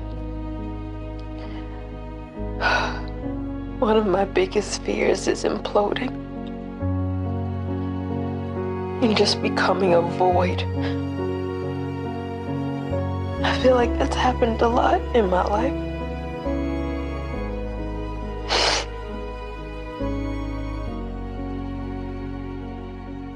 I don't always feel beautiful. I don't always feel safe. I don't always feel sane. I'm not always happy. I'm not always confident. A lot of times I don't even feel like myself. But I piece myself together in a way that's attractive to everybody else.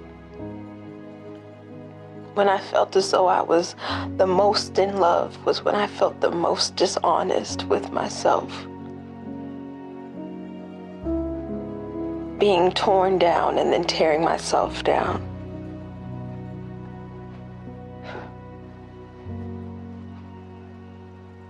No wonder I felt so small.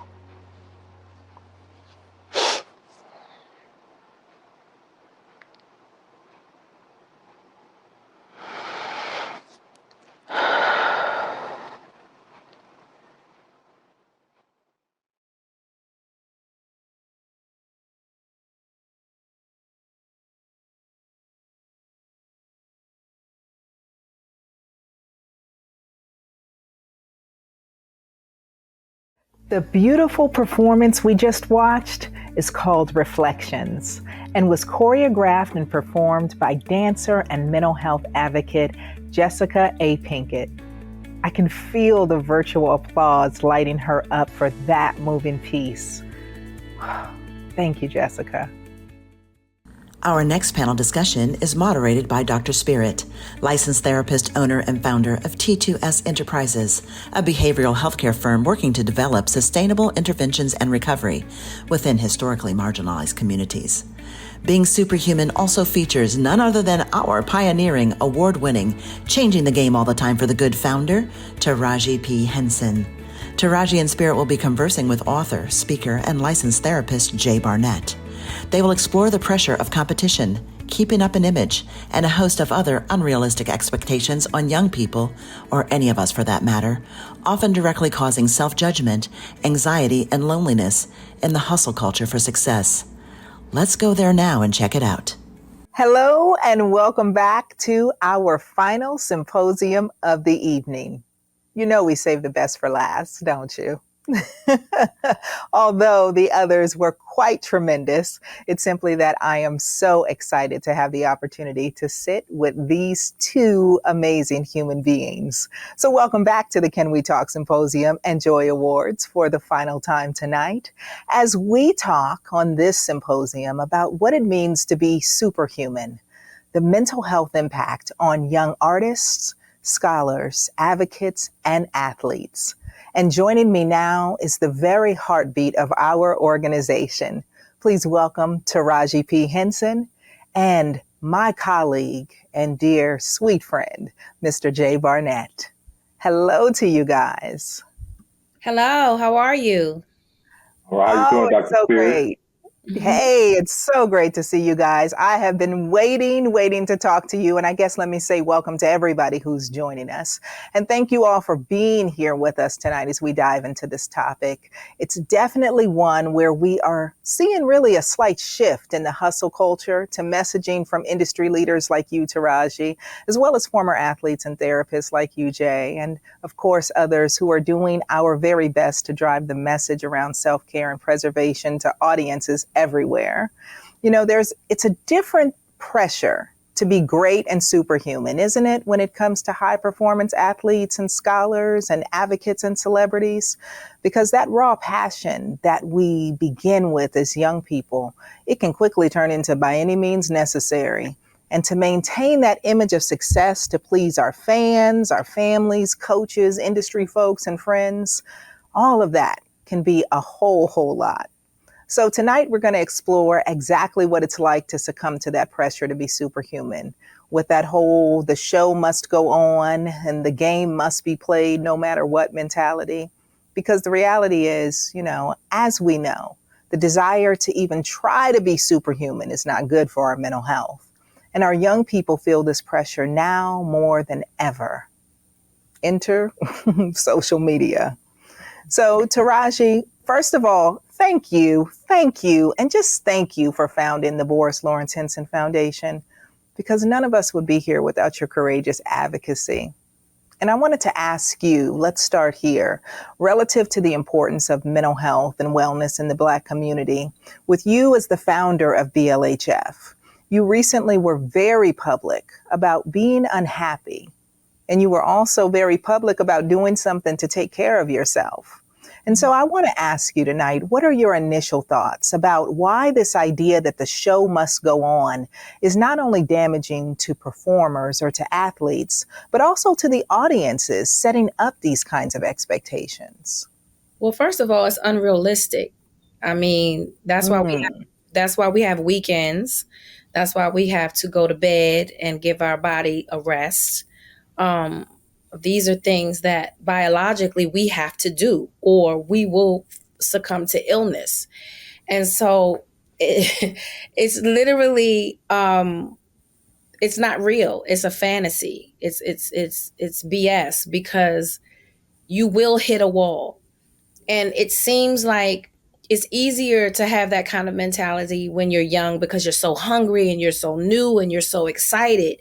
But as you get older, and this is what happened to me, I was working. And one day I looked up and I didn't know who I was anymore. Like I lost my joy. I lost my happiness. I lost my why I was doing what I was doing. And it all started to feel like work. And I'm an artist. And the great thing about what I do is that it never felt like work. But I never gave myself a real break. You know, I would take vacations and everything, but most times it would be like for a week or two. And as soon as I leave that vacation, I'm going right into another project. So I never really gave myself a chance to even take in what I had accomplished. And so I noticed, like, the older I would get, you know, the older that I got, that grind mentality just wasn't working for me mentally. It was wearing me out. It was wearing on my mental, and it was forcing me into these dark places because I wasn't in real time, you know. And that's what it means, that superhuman thing. You're not in real time, because in real time your body's going to shut down and say, hey, it's time to go to sleep. You got to take a nap. It's time to take a break. But when you're in that fantasy world of grind, you don't feel it, you know, until you feel it, because it will deal with you like it did. Amen. With me. And I had to go away. I had to go away and shut it all down, unplug and get together. Yeah, what's that saying? It's like, take care of your body or it will require you, right? Like, it's sit down and rest or it will make you rest. Absolutely. That is serious. Now, Jade, let me ask you also, because you coach and advise everywhere from the classrooms to the boardrooms, and men all across the nation with Just Heal Bro Tour and, you know, all the other places in between. But you're also a former professional athlete, so you know this pressure to be superhuman from your own experiences. Can you tell us from that lens, not your therapist hat for just a second, I want you to take that off, but can you tell us from that lens as a professional player, how you were mentally affected as a young athlete? You know, I thank you guys for having me, Tracie and Dr. Spear for having me on. It's one of those things, and Tracie touched on it, it's very unrealistic. And I think during that time for me, I was so focused on performing. And as Tracie said, eventually your body will shut down, because what is happening when your body is shut down is because your mind is tired. And when your mind is tired, the body is going to respond by shutting down. And I think one of the most unhealthiest things that I saw in sports and even as an athlete was pushing yourself beyond fatigue. You know, every coach used the quote that Vince Lombardi said, and which holds true, that fatigue makes a coward out of all of us. But also, I think fatigue is actually that signal that's saying, I think you need to take a break. And what we believe is that when we took breaks and when we were tired, and then we would needed it or requested that, hey, coach, I think I need to kind of sit this one out, we were often challenged on our ability to push beyond what we were feeling. So you would hear that, you know, pain is just temporary, right? You would hear that if you can't push beyond the tiredness or the fatigueness, right, you're not committed to the team. You know, you're not committed to the end goal. How can you be a champion? And what we're seeing now in real time, that we are not, you know, having opportunities to actually take breaks from our performance. Yeah. And you're seeing athletes that are dropping, you know, at practice, you're seeing it younger and younger. I've never seen so many kids that are dying on the field, that are dying at these sporting events. And I'm asking myself, what is going on? And you look around, everyone is in this intense space of just trying to go. And it's pushing us to a point of no return, and our mental and our physical are taking hits at a rate that is very, very unhealthy for us as a human race. Yeah. That is powerful, you know, and I can relate to that because as a therapist, I have the opportunity to work with athletes and artists across industries, across ages, across associations and leagues. And I will tell you, the number of children who are not allowed to simply be children anymore. And to your point about like pain, I actually heard a coach tell these kids one day that pain is just weakness leaving your body. And I had to say, Stop, time out. No, pain is pain. Pain is your body's way of telling you that you are pushing it to the limit and beyond. And so we have to change that narrative. I completely get where you are going with that. It's tremendous, the pressure that these young kids are in, and they are going to burn out before they even get to the opportunities that you've had. Yeah, you're already seeing that. Studies is already showing right now in between 15 and 21% of athletes, especially elite athletes, these kids with their parents feel like, my son or daughter are going to play collegiate or, play in it professionally. These kids are experiencing high burnout rates at levels that they have never seen. And these kids are experiencing high rates of depression. And you're also seeing an increase in suicide in college athletes that no one is speaking about. And this is across the board from female and male athletes, because simply these kids are tired. I mean, you think about it, you got to perform at your sport. You're on social media. And if you're quote unquote, see yourself as a brand, you're posting, you're trying to keep up with how many followers you got. You're trying to keep up. And now you have the NIL deal. It's just a lot. And as Taraji said, as I'm aging, what's important to me is rest. Yeah. I get so excited when it's time to go to bed, baby. That is the highlight of the evening. I'm like, oh, it's time to go to bed. I'm out. I get excited. It's not happening. Rest. It's not happening. Yeah. I get that. I get that. And sometimes rest is not just sleeping. Sometimes rest is just turning your phone off. And see, I don't think people really understand that social media has become a part of the job description now. I don't care where you go, what you do. It's all about posting.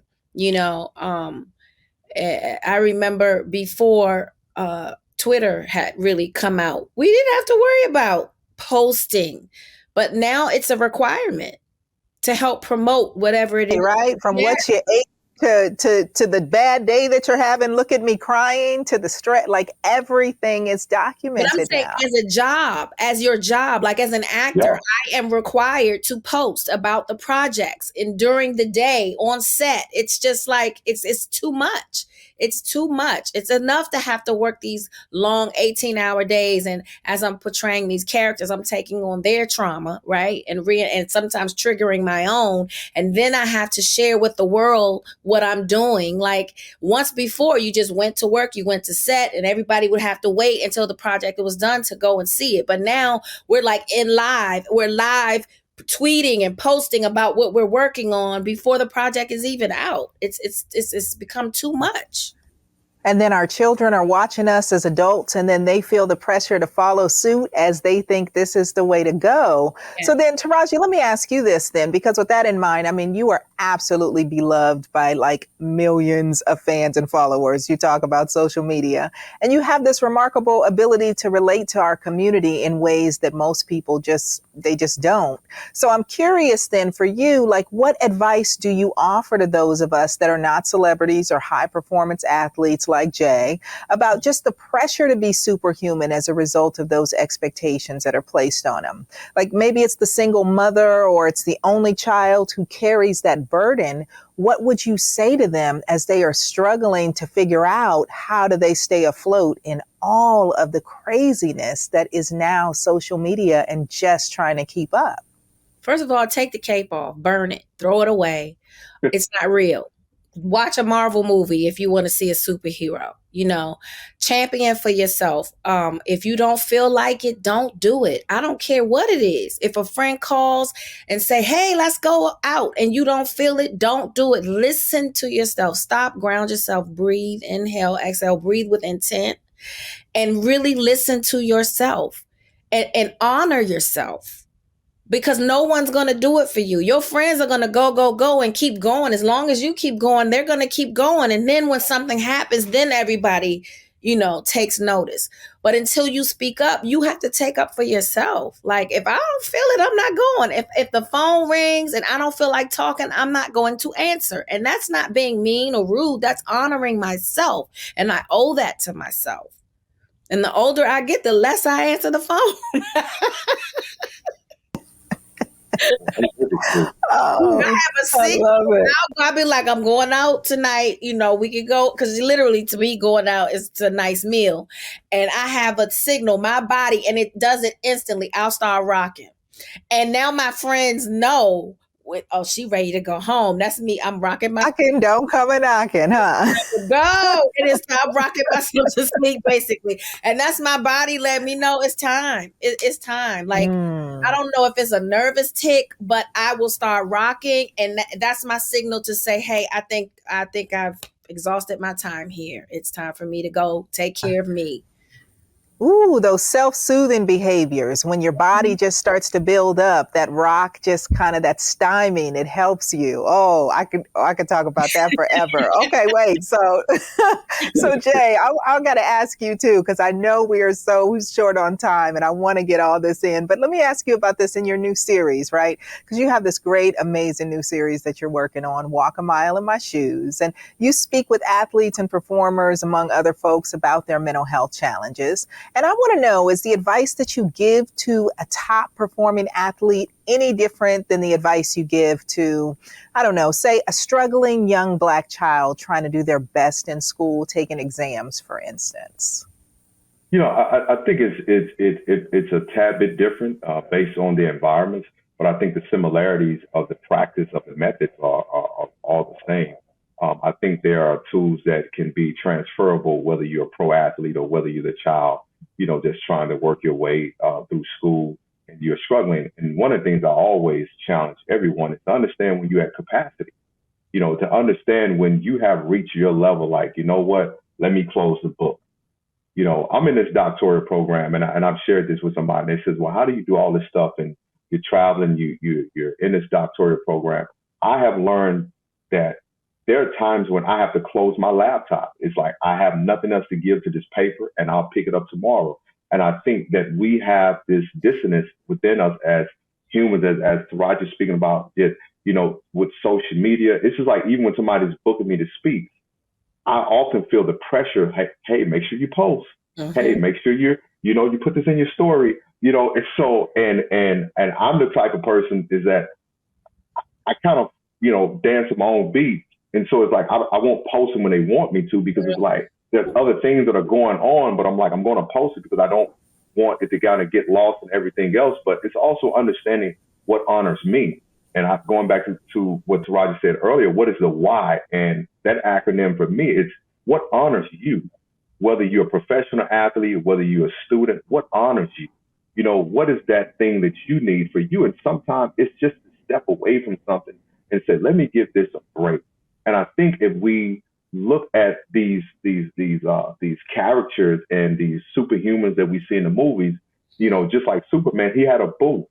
And I often tell guys, and especially men, find a booth, meaning find a place where you can take a moment to yourself. You can call your own time out. It's just like, there's times in a game where it's literally like, coach, we dying out here.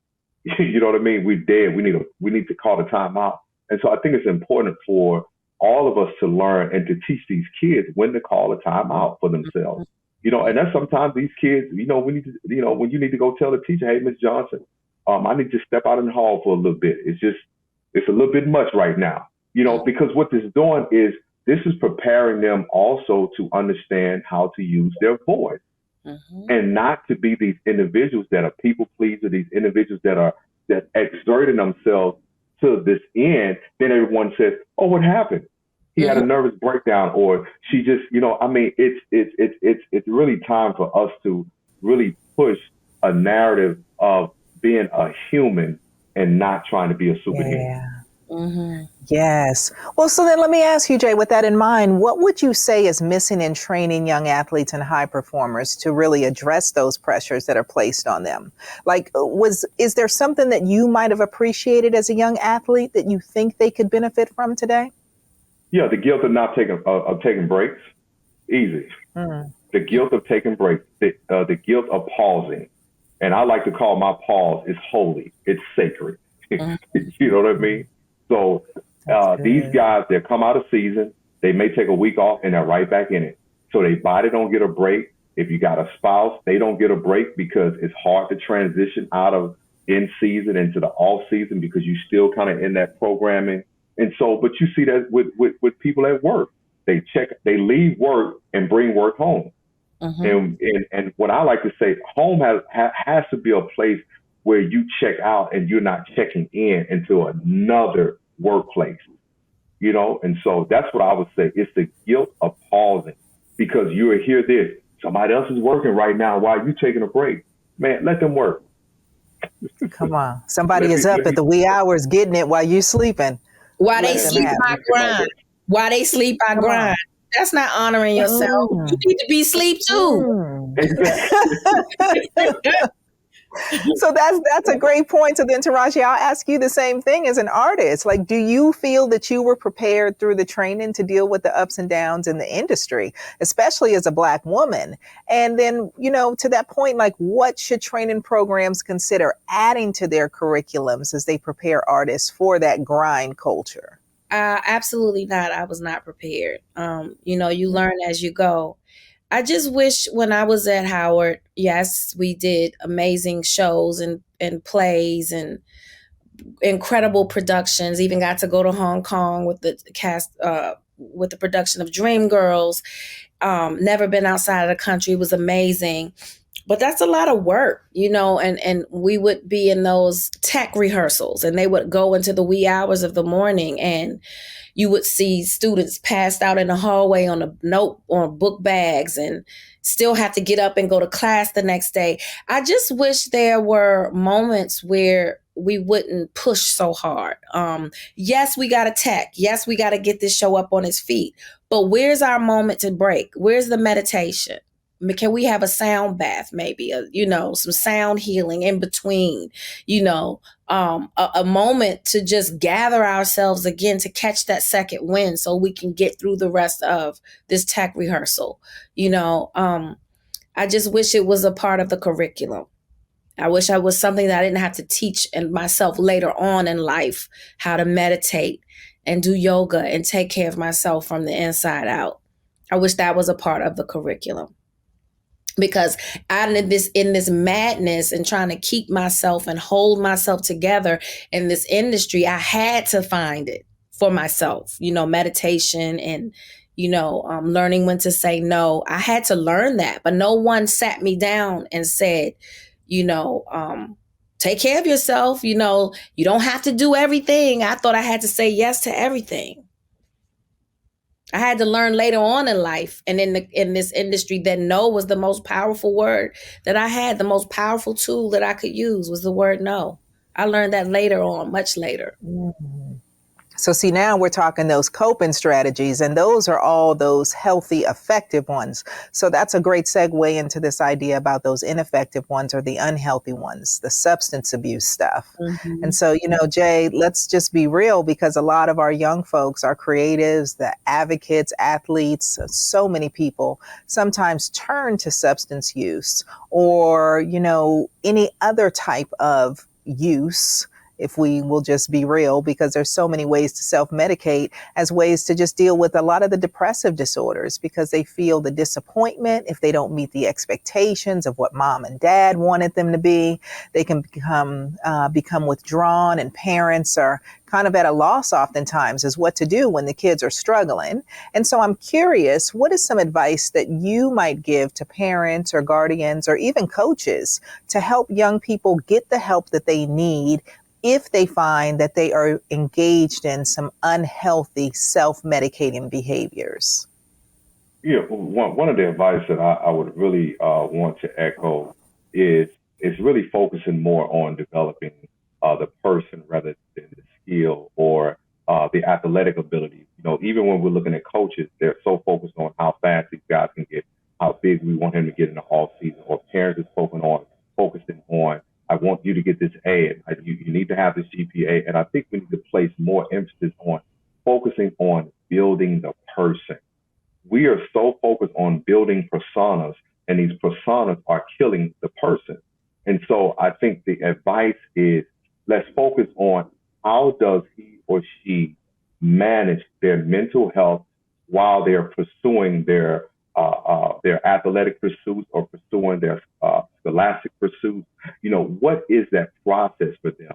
We should really focus on building the whole person holistically, not just educational, athletically, but building this person so they can have an understanding of when they are at capacity and when they're at their limits, so they can be able to verbalize, hey, I need a moment to myself. You know what? I don't think this is a project that I can be a part of. And going back to what Tracie said, I think a lot of us are learning that now as we are aging, because we all kind of grew up like you got to say yes to everything, especially if you're trying to get your name out there. You got to be on this platform. You got to be on that platform. And I've even had to learn the power of no, and understanding that my no actually protects what I say yes to. So I can be fully invested into my yes and not be in a place where it's like, why did I even say yes to this? Yep. Yes. You better preach a word. So I think we need to advise these kids also on how to say no, because there's such a fear, we call it FOMO. There's such this fear of missing out. And so these kids are anesthetizing with so many different things, and they're coping with drugs because they want to be up all night. If I'm up all night, I can create, and not realizing that your body needs to rest. If you look at Big Farm and you look at what they are pulling in from sleep aids, just from sleep aids, because people cannot sleep. You know what I mean? And you think about that. That's something the body naturally does, but nobody can do it because we're overstimulated, Way overstimulated. Yeah, I couldn't agree more. And we've been talking to you all as the adults this whole time, but I think we should just take these final few moments to hear from one of our youth. And so I want to welcome Addison to this conversation. And Addison, it's so great to have you here. Now, Addison, let me ask you this, because you are the youth mayor of DC, advocating for young people to take care of their mental health, and you've had some challenges of your own. So first, I want to ask you, what does the youth mayor of DC, or what does it mean to be the youth mayor of DC? And can you just kind of give us a typical day as you try to balance school, home, and social life? Like, what is all of this for you? Well, my role really consists of being an advocate for youth and the issues that they are facing. So I talk to youth a lot. I take the issues that are most prevalent in our communities, and I really work with city officials, adults, lawmakers to figure out ways and solutions that we can work with youth or help to fix their issues, help work with them to make them not as bad.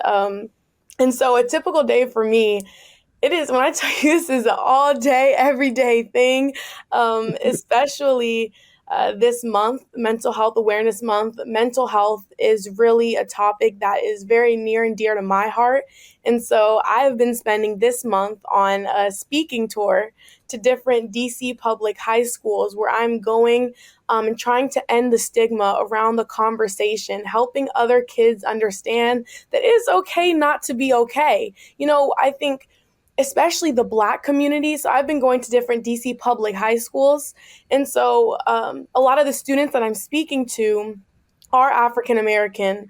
And so I think a lot of times we feel like we need to be strong because we do. Our world forces us to, and our country forces us to. The racism that we're constantly facing and the numerous other issues, gun violence, everything else, we feel like we have to be strong all the time.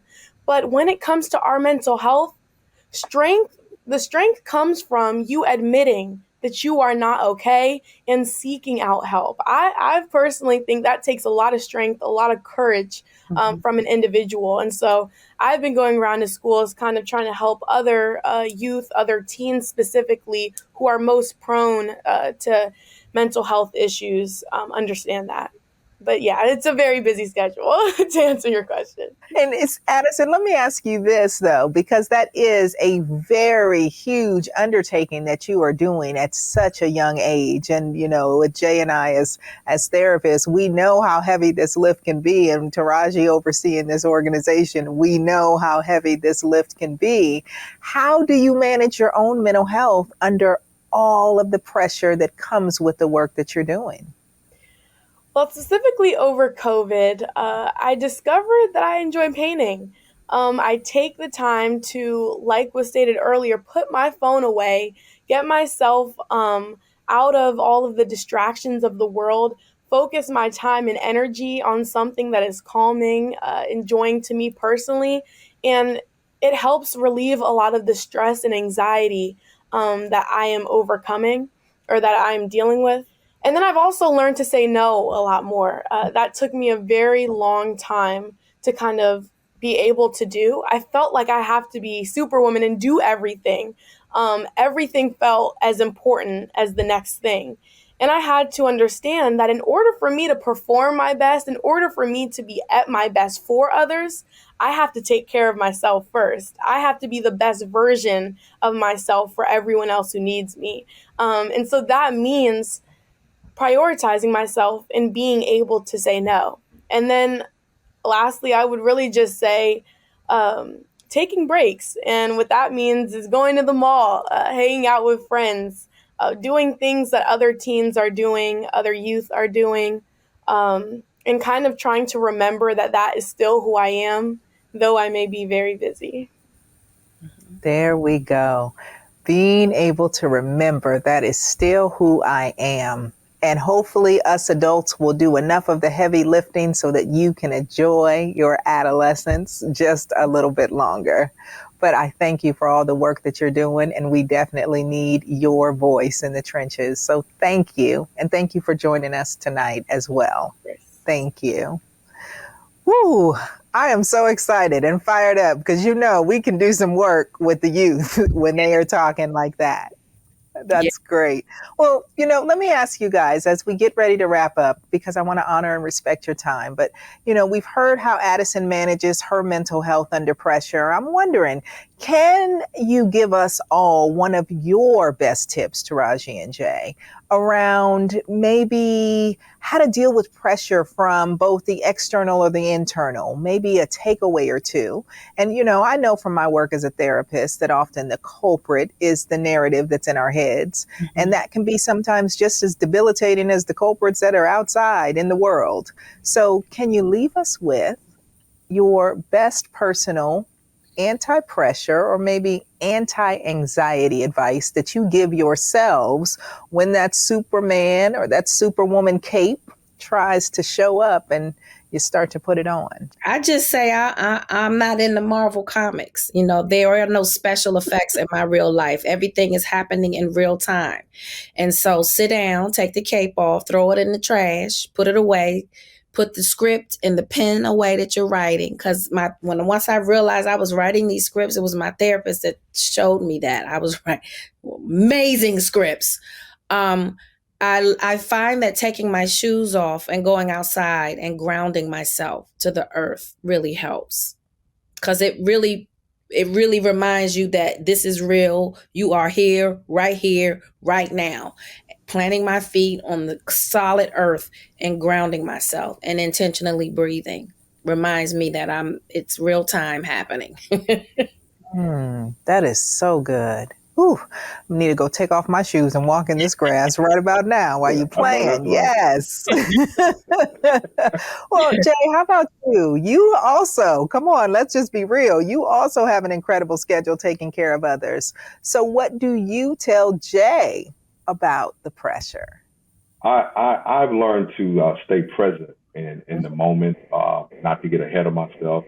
And, I think, anxiety explained in real time as being here and wanting to be there. And I think we all battle with that, right? You're concerned about the future and you're trying to forget about the past. And so I just learned to be present. I love flowers. That has become my thing, going to the flower shop and picking out flowers. And what it does is it pushes me to slow down, because you have to take your time, and especially when I'm putting together arrangements, I take my time, taking the leaves off, cutting stems, and dressing up my arrangements and stuff like that. And so, today I was out looking at, I'm going to open up this flower shop for men, probably the end of this year, early next year. So I was out looking at just some things that I can add. But just finding moments where I'm not talking about mental health, I'm not talking about therapy, I'm just being. And so I think that's what I've done, a lot of in 2023 is just finding moments where I can just be. Yep. And you see the overall theme here, nature. It's right here to be enjoyed. Yeah. And we ignore it so much with our heads down on our, devices, or, like Jay said, thinking about the future, trying to forget the past, that we don't even realize that we're standing right in a bed of beautiful tulips. You know what I mean? So that's that nature. Nature is one way to stay present and just be one with nature. It's real. Yes. It's healing. And to that point, there is a reason why we are now beginning to write what we call nature prescriptions, where literally, depending on the state that you live in, if your doctor or provider writes you a prescription, a nature prescription, you can go to state parks all year long for free, because the importance of being able to reconnect back to the earth and take that time to smell the tulips and the flowers and put your feet in the grass and just take in the fresh air. It matters. It matters. It does. Thank you all so much for your time today. Thank you. Just thank you. I'm so serious. And we commend all of you, not only for your work in this space, but as you guys have talked about tonight, most of all for your advocacy for total mental health and wellness, for every member of this community that's viewing us today and who will view us tomorrow all around the world. Thank you. We salute each and every one of you. Thank you.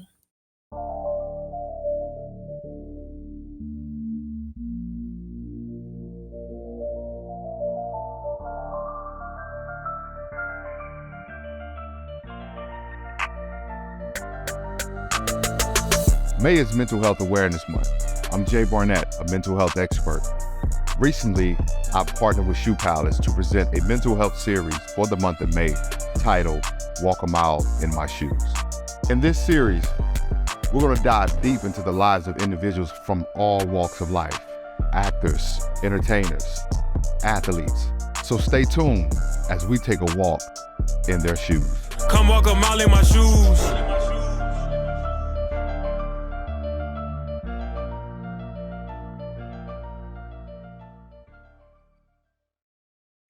Wasn't that insightful?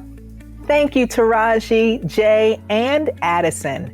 Gosh, I love the youth. And I enjoyed every moment of being a part of that conversation. Okay, everybody. As we come to a close this evening, it's time to announce our 10 Joy Award recipients. Now, each will receive $10,000 to be used towards their own joy and well-being. And this year, we've added 4 additional Joy Awards to celebrate our youth mental health advocates. Each of them will receive $2,500. The winners will get tickets to, drum roll please, the BET Awards in Los Angeles, California, sponsored by BET. Thank you, BET.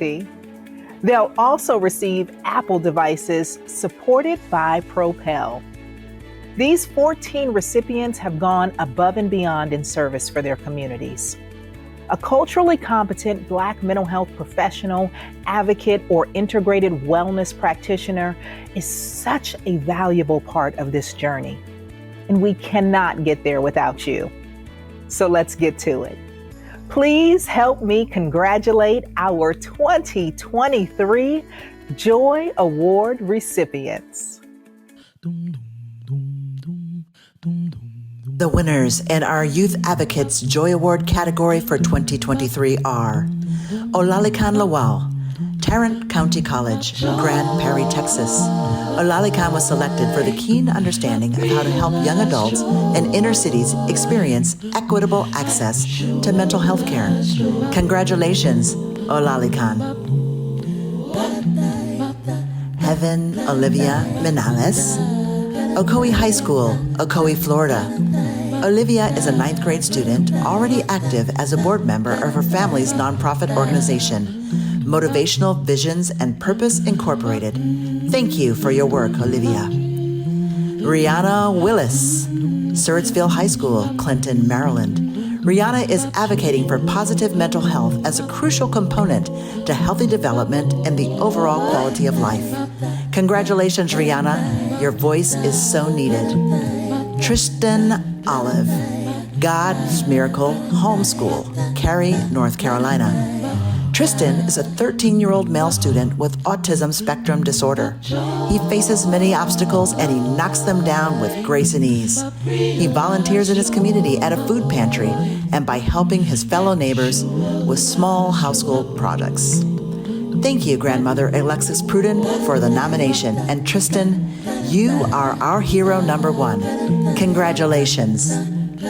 In the category of Integrated Wellness Practitioners for the 2023 Joy Awards, Leah Frazier. Leah heals Dallas, Texas. Leah was recently recognized as one of the most renowned mindfulness leaders by D Magazine in Dallas, Texas. Leah, thank you for bringing these healing modalities and their superpowers to life.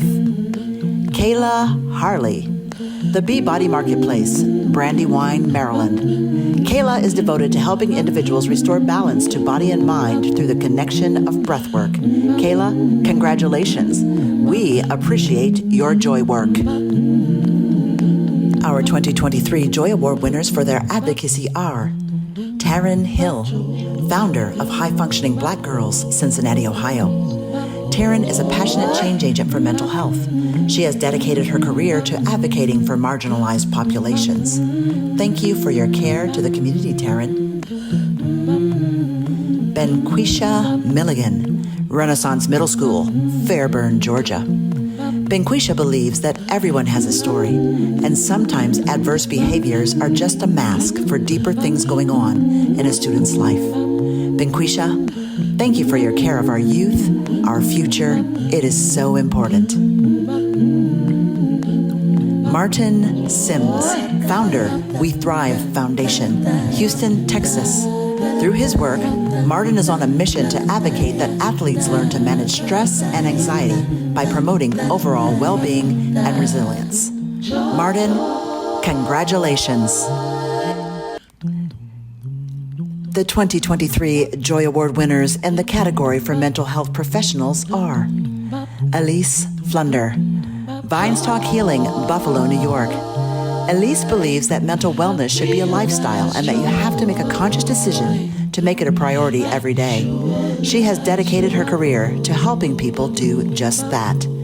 Thank you, Elise, for lighting the path. Jackie Johnson, Sankofa Healing Studio, Philadelphia, Pennsylvania. Jackie is helping Black people not just to survive, but to thrive physically, spiritually, economically, socially, intellectually, and environmentally. Congratulations, Jackie. Aaron Muller, Modify Wellness Incorporated, Springfield Gardens, New York. Aaron is focused on empowering Black men to seek therapy and trademarked Black Kings Need Therapy Too.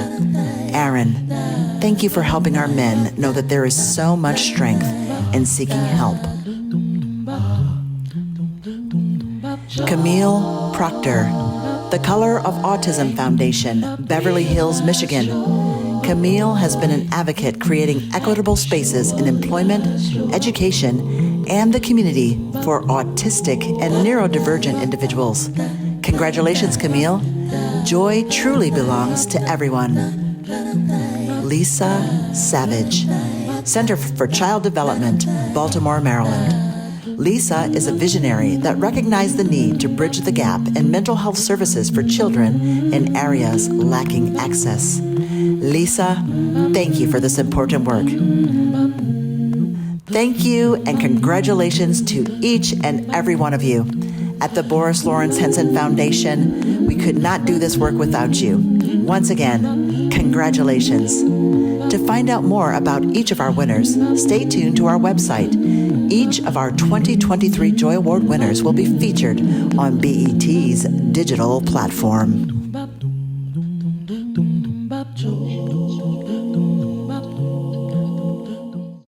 Thank you to everyone here with us tonight for your commitment and for your love for our community.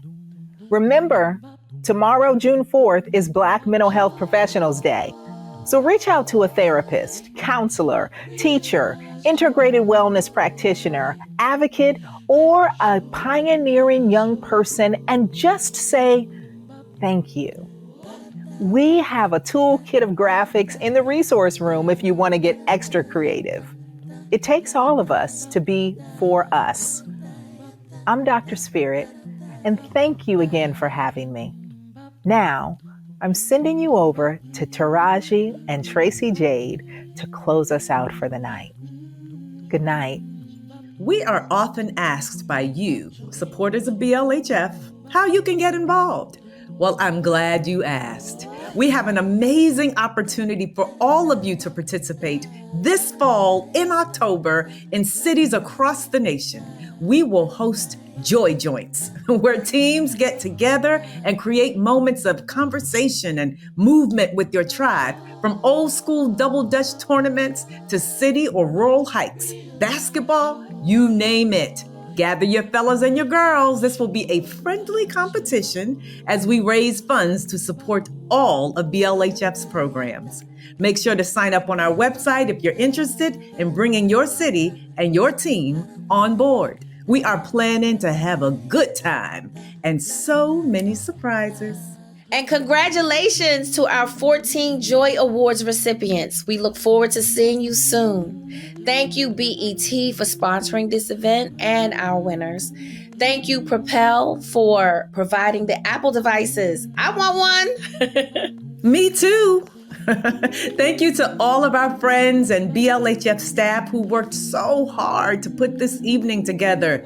Thank you, panelists, for sharing your insights. You a rock. And thank you to every one of our mental health providers and advocates all over the world, young and old, wise, who give your hearts and time every day to lift up the Black community. Thank you, everyone, for coming and being a part of this very special evening with us. Our young people need us now more than ever to help them actualize joy. We hope that you take advantage of all the tools and resources provided here today to support you and our youth.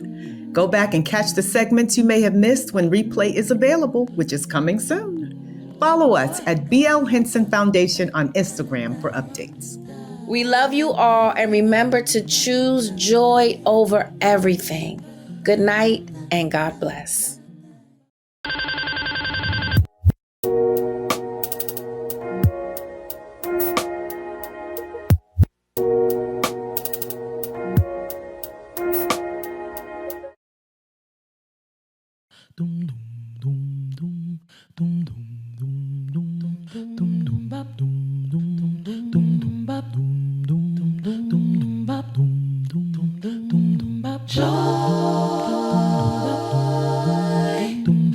Realize joy, actualize joy.